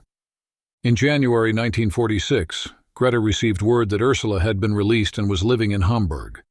They arranged to meet in Frankfurt, neutral territory between their assigned zones. The reunion was awkward at first. They'd been close in the camp, united by shared experience and transformation. But returning to Germany had separated them, placed them in different contexts with different challenges. They walked through Frankfurt's destroyed streets, comparing notes on reintegration. "Everyone thinks I was brainwashed," Ursula said. "My cousins won't speak to me because I said the Americans treated us fairly. They think fairly means I betrayed Germany." "Same," Greta replied. I mentioned the educational programs and was accused of collaboration, as if learning English was treason. Did you tell them about the films? The camps? Once, they said it was propaganda, that the Americans staged everything to make Germany look evil. Ursula laughed bitterly. Of course they did. It's easier than admitting we participated in atrocities. Denial is the national pastime now. They found a cafe, if you could call it that. A bombed-out building with a few tables, serving watery coffee and stale bread. But it was warm and private. Do you regret learning the truth? Ursula asked. Greta considered. I regret that the truth required so much death to learn. But no, knowing is better than ignorance, even when knowing hurts. The bacon, Ursula said suddenly. Do you ever think about it? Constantly. Me too. It's become this symbol of everything that happened. The contradiction of being fed by enemies while our people starved. The proof that their system worked better than ours. The taste of cognitive dissonance. I dream about it, Greta admitted. Nightmares where I'm eating bacon while Germany burns. Not nightmares, Ursula corrected. Memories. That's what actually happened. We ate bacon while Germany burned. The trick is figuring out what to do with that knowledge. They talked for hours. About guilt, responsibility, the challenge of living with uncomfortable truths, about their fears for Germany's future, and their small hopes that education could prevent repetition. About whether their transformation mattered if most Germans refused to undergo similar awakening. Before parting, they made a pact. They would stay in contact. They would support each other. And they would continue planting seeds of critical thinking wherever possible, however cautiously. We're a network, Ursula said, all of us who went through the re-education program. Thousands of German women and men scattered across the country, carrying knowledge that contradicts official narratives. We're sleeper agents of democracy. Sleeper agents? Greta smiled at the phrase. We're just people trying to think clearly. Same thing, Ursula replied. In a nation that spent 12 years teaching people not to think, clarity is revolutionary. January 1946 brought the first post-war elections in the American zone. Local councils, mayors, basic democratic infrastructure. The Allies insisted on German self-governance, however limited. Greta attended a town hall meeting about the upcoming vote. The room was packed, people desperate for some say in their futures after years of dictatorship. A British officer explained the voting process. Each citizen receives a ballot. You mark your choice privately. No one watches. No one records who you vote for. You place your ballot in a sealed box. Votes are counted publicly. The candidate with the most votes wins. The audience sat stunned. Many had never voted in a genuine election. The concept of secret ballots, of multiple candidates, of outcomes determined by counting rather than decree, these were foreign concepts. An elderly man raised his hand. What if we choose wrong? The British officer looked confused. There is no wrong. You vote for whoever you think will serve best. If they fail, you vote them out next election. But who tells us who to vote for? No one. That's the point. You decide. The room buzzed with uncomfortable whispers. Democracy's radical premise, that ordinary people could govern themselves without authoritarian direction, felt dangerous after years of being told otherwise. Greta understood their confusion. She'd felt it too, initially. The American re-education program had challenged every instinct her German upbringing had instilled. During the discussion period, she raised her hand. I participated in educational programs while a prisoner. We studied democratic governance. One thing I learned, choosing leaders isn't about being right. It's about being free to change your mind. If this council fails, we vote differently next time. The power is in the choosing, not in choosing correctly. Some attendees nodded, others frowned. An older woman stood. You were a prisoner? What do you know about freedom? I was a prisoner twice, Greta replied carefully. Once by the Americans, who fed me and taught me. Once by Nazi ideology, which lied to me and cost me my family. I prefer the first kind of captivity. The room fell silent. She'd said too much, pushed too hard, but the words were out. After the meeting, several people approached her. Some wanted to argue, to defend Hitler or attack the Americans. But a few, mostly younger people, asked genuine questions. What had she learned? How did elections actually work? Could democracy prevent another dictatorship? She answered carefully, avoiding the appearance of American propaganda while sharing practical insights. Plant seeds. Don't preach. Let ideas take root naturally. When the election occurred, Greta voted for the first time in her life. The act felt sacred, marking a paper, folding it, dropping it into a box. No fanfare, no stormtroopers. Just ordinary people making ordinary choices that would determine their collective future. The candidate she voted for lost. But that was fine. There would be another election. Another chance. Democracy wasn't about always winning. It was about the process continuing regardless of who won. In March 1946, Greta finally wrote to Sergeant Morrison. The Red Cross facilitated mail between former prisoners and camp staff. Her letter, written in English she'd practiced for months. Dear Sergeant Morrison, I hope this letter finds you well. I am writing from Munich, where I now live with my aunt and cousin. The city is ruins, but we are rebuilding, brick by brick. I want to tell you that the education you provided was not wasted. Every day I use skills you taught, not just English language, but critical thinking. When I hear propaganda, and we still hear plenty, I recognize the techniques you showed us. When people try to manipulate through fear or anger, I see it now. Reintegration is difficult. Many Germans resent that I was fed well in captivity while they starved outside. They think I was brainwashed by American comfort.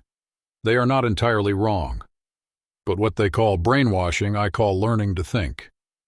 The bacon still haunts me, not because it tasted good, though it did, but because it represented everything you were trying to teach. That enemies can be humans, that abundance is possible without cruelty, that democracy works not because it is perfect, but because it allows for mistakes and corrections. I don't know if Germany will become democratic. Many people here miss the certainty of dictatorship. They want someone to tell them what to think, what to do, who to blame. Democracy's requirement that citizens think for themselves terrifies them. But some of us, the ones who went through your program, we are planting seeds, quietly, carefully, teaching critical thinking through questions rather than lectures, showing democracy through example rather than preaching. Thank you for treating me like a human being capable of change rather than an enemy deserving only punishment. Thank you for the bacon, the books, the patience, the belief that education could defeat ideology. I will never forget what I learned. I will try to honor it by helping rebuild a Germany that questions rather than obeys, that debates rather than follows, that learns from its catastrophic mistakes. With gratitude and respect, Greta. She mailed the letter without knowing if Morrison would receive it or respond, but the act of writing clarified her own thoughts. She'd been transformed. That transformation carried responsibility, and she would carry that responsibility forward however long it took. October 1946, 1 year since her return to Germany. The basement apartment remained crowded, cold, and uncomfortable, but electricity had been restored. Plumbing partially worked. Rations had increased slightly. The rubble still dominated the landscape, but streets were passable. Buildings were slowly being reconstructed. Germany was nowhere near recovered, but it was no longer actively dying. Greta had found work as a translator. Her English skills were marketable in occupied Germany. The job paid enough for small contributions to household expenses and allowed her to continue learning. She practiced English daily, read American newspapers, corresponded with other former prisoners who'd scattered across Germany and beyond. Sophie, her cousin, had begun attending Greta's informal English lessons. 6 young people gathered weekly in the basement corner, learning vocabulary and grammar. But the lessons were cover for deeper discussions about propaganda, democracy, critical thinking. Why did Hitler lie about Jews? Sophie asked during one session. Because scapegoating is easier than solving complex problems, Greta replied. When people are suffering, they want simple answers. The Jews did this is simpler than explaining economic forces, political dynamics, social change. Hitler gave people someone to blame and someone to follow. Most didn't question, because questioning is hard and belief is easy. The discussions were illegal. Occupation authorities forbade unsupervised political education. But they were necessary. These young people would rebuild Germany. Better they understand how it had been destroyed. One evening, Greta received a letter. American postage. Sergeant Morrison had written back, "Dear Greta, your letter moved me more than you know. Teaching in the camp was the hardest assignment of my military career. I often wondered if it made any difference, if prisoners were just going through motions to get better treatment. Your letter proves it did make a difference. Maybe not for everyone, but for you and others like you, the education took root. That was the hope, not to transform every prisoner, but to reach enough people that they could influence Germany's future. You're right that democracy is scary. It requires constant engagement, constant thinking, constant responsibility. Dictatorship is easier. Just follow orders. But ease comes at a terrible price, as Germany discovered. Keep planting seeds, keep teaching, keep questioning. Democracy's greatest strength is that it survives mistakes through the collective intelligence of engaged citizens. Be one of those citizens. The bacon, as you call it, was never just about food. It was about proving that abundance doesn't require cruelty, that power doesn't require oppression, that even enemies can be treated with dignity. I'm glad you understood that. Stay strong, stay thoughtful, stay committed to building something better. With admiration, William Morrison." Greta folded the letter carefully, tucking it into her notebook alongside her unsent letters to her dead brother, her mother, the children in camps.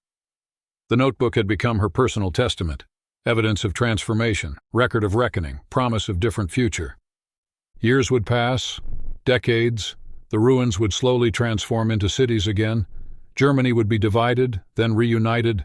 Democracy would take fragile root, surviving through generations of careful tending.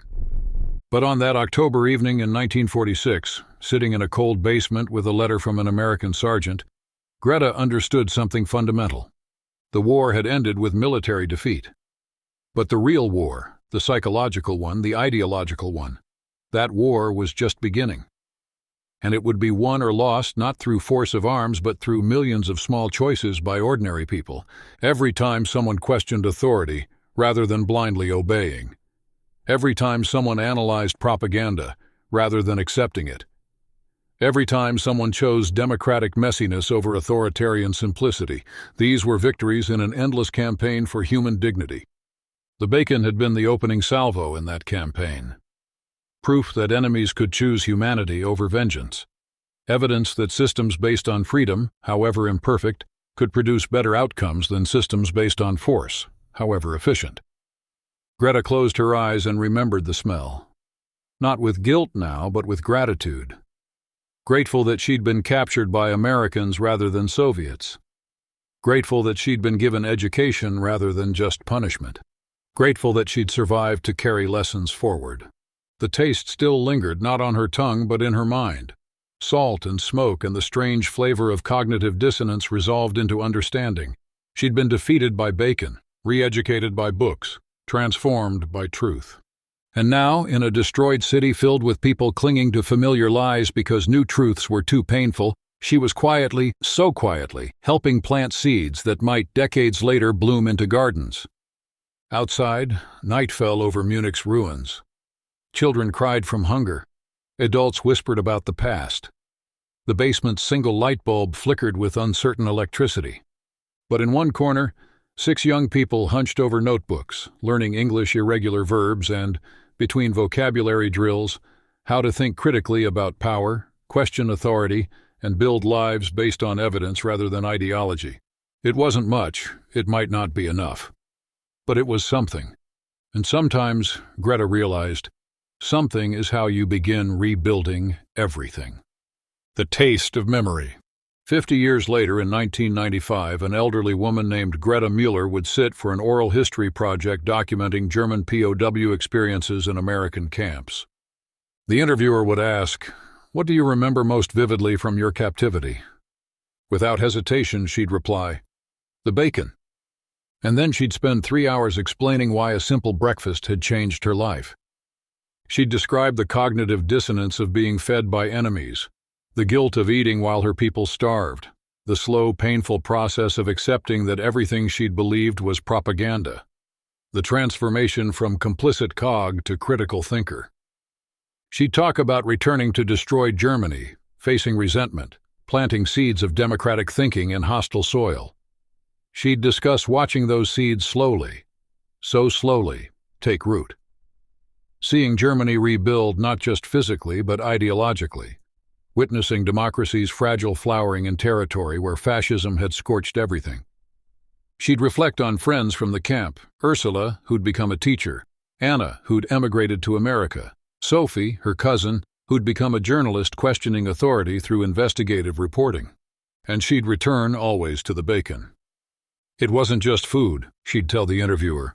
It was proof that another world was possible, that enemies could choose humanity, that abundance didn't require cruelty, that systems based on freedom, however messy, could work. The interviewer would ask if she'd forgiven the Americans for winning the war. She'd smile. "I forgave them by learning from them, by taking what they taught and helping build a Germany that would never again need defeating." Do you have regrets? Every day. I regret my complicity in atrocities. I regret not questioning sooner. I regret that it took defeat and captivity to teach me critical thinking. But I don't regret surviving to learn. And I don't regret the bacon. She'd pause then, remembering the scent that had greeted her on that May morning in 1945. The smell that had cracked open her certainties and forced her to rebuild her understanding of the world. The greatest weapon isn't a gun or bomb, she'd conclude. It's an idea that refuses to die.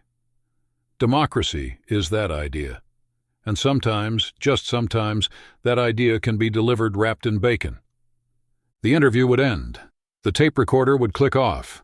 And Greta would sit in her comfortable apartment in modern Munich, looking out at a rebuilt city where democracy had taken root, where freedom was ordinary, where young people took for granted rights that her generation had helped win through the hardest education possible. She'd think about Sergeant Morrison, dead now, but his lessons living on in students he'd never met. She'd think about the prisoners who'd resisted re-education and lived trapped in ideologies that history had condemned.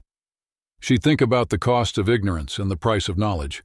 And she'd remember bacon, not the taste, though that remained clear across 5 decades, but the meaning, the proof that humanity could survive even in war's architecture. That generosity could be strategic. That education could defeat ideology. That the enemy wasn't always wrong and your side wasn't always right. The bacon had been the first lesson in a lifetime of learning, the beginning of transformation, the proof that another way existed. And in the end, that proof, however unlikely, however uncomfortable, however wrapped in the contradictions of captivity, that proof had been enough. Democracy had survived in Germany. Not perfectly, not completely, but survived. And somewhere in that survival was the legacy of bacon-scented psychological warfare that had taught enemy soldiers their greatest enemy was ignorance and their greatest ally was truth. The lesson had been expensive, millions of lives expensive. But for those who learned it, who carried it forward, who planted it in soil devastated by ideology, the lesson had been worth the price. Greta stood, old bones creaking, and walked to her window. Munich spread below, rebuilt, thriving, free. A city of debates and dissent, of multiple political parties and free press, of systems that allowed for mistakes because they allowed for correction. She'd helped build this. In small ways, with quiet conversations, through patient teaching, she'd carried the bacon's lesson forward, and somewhere in the rebuilt city, young people were questioning authority, analyzing propaganda, thinking critically about power, never knowing that their freedom to question had been bought, in part, by defeated enemies who'd been fed well and taught better by an occupying army that understood the greatest victory came not from crushing enemies, but transforming them. The taste lingered still. Not guilt, not shame, not betrayal. Just the strange, enduring flavor of cognitive dissonance resolved into understanding. The flavor of democracy delivered through breakfast. The taste of freedom earned through education. The scent of bacon, forever marking the moment when one woman's certainties cracked open and let in the light. She smiled, turned from the window, and went to prepare her own breakfast. No bacon today, just toast and tea. But the memory, rich and salt and impossibly complex, would season every bite, forever.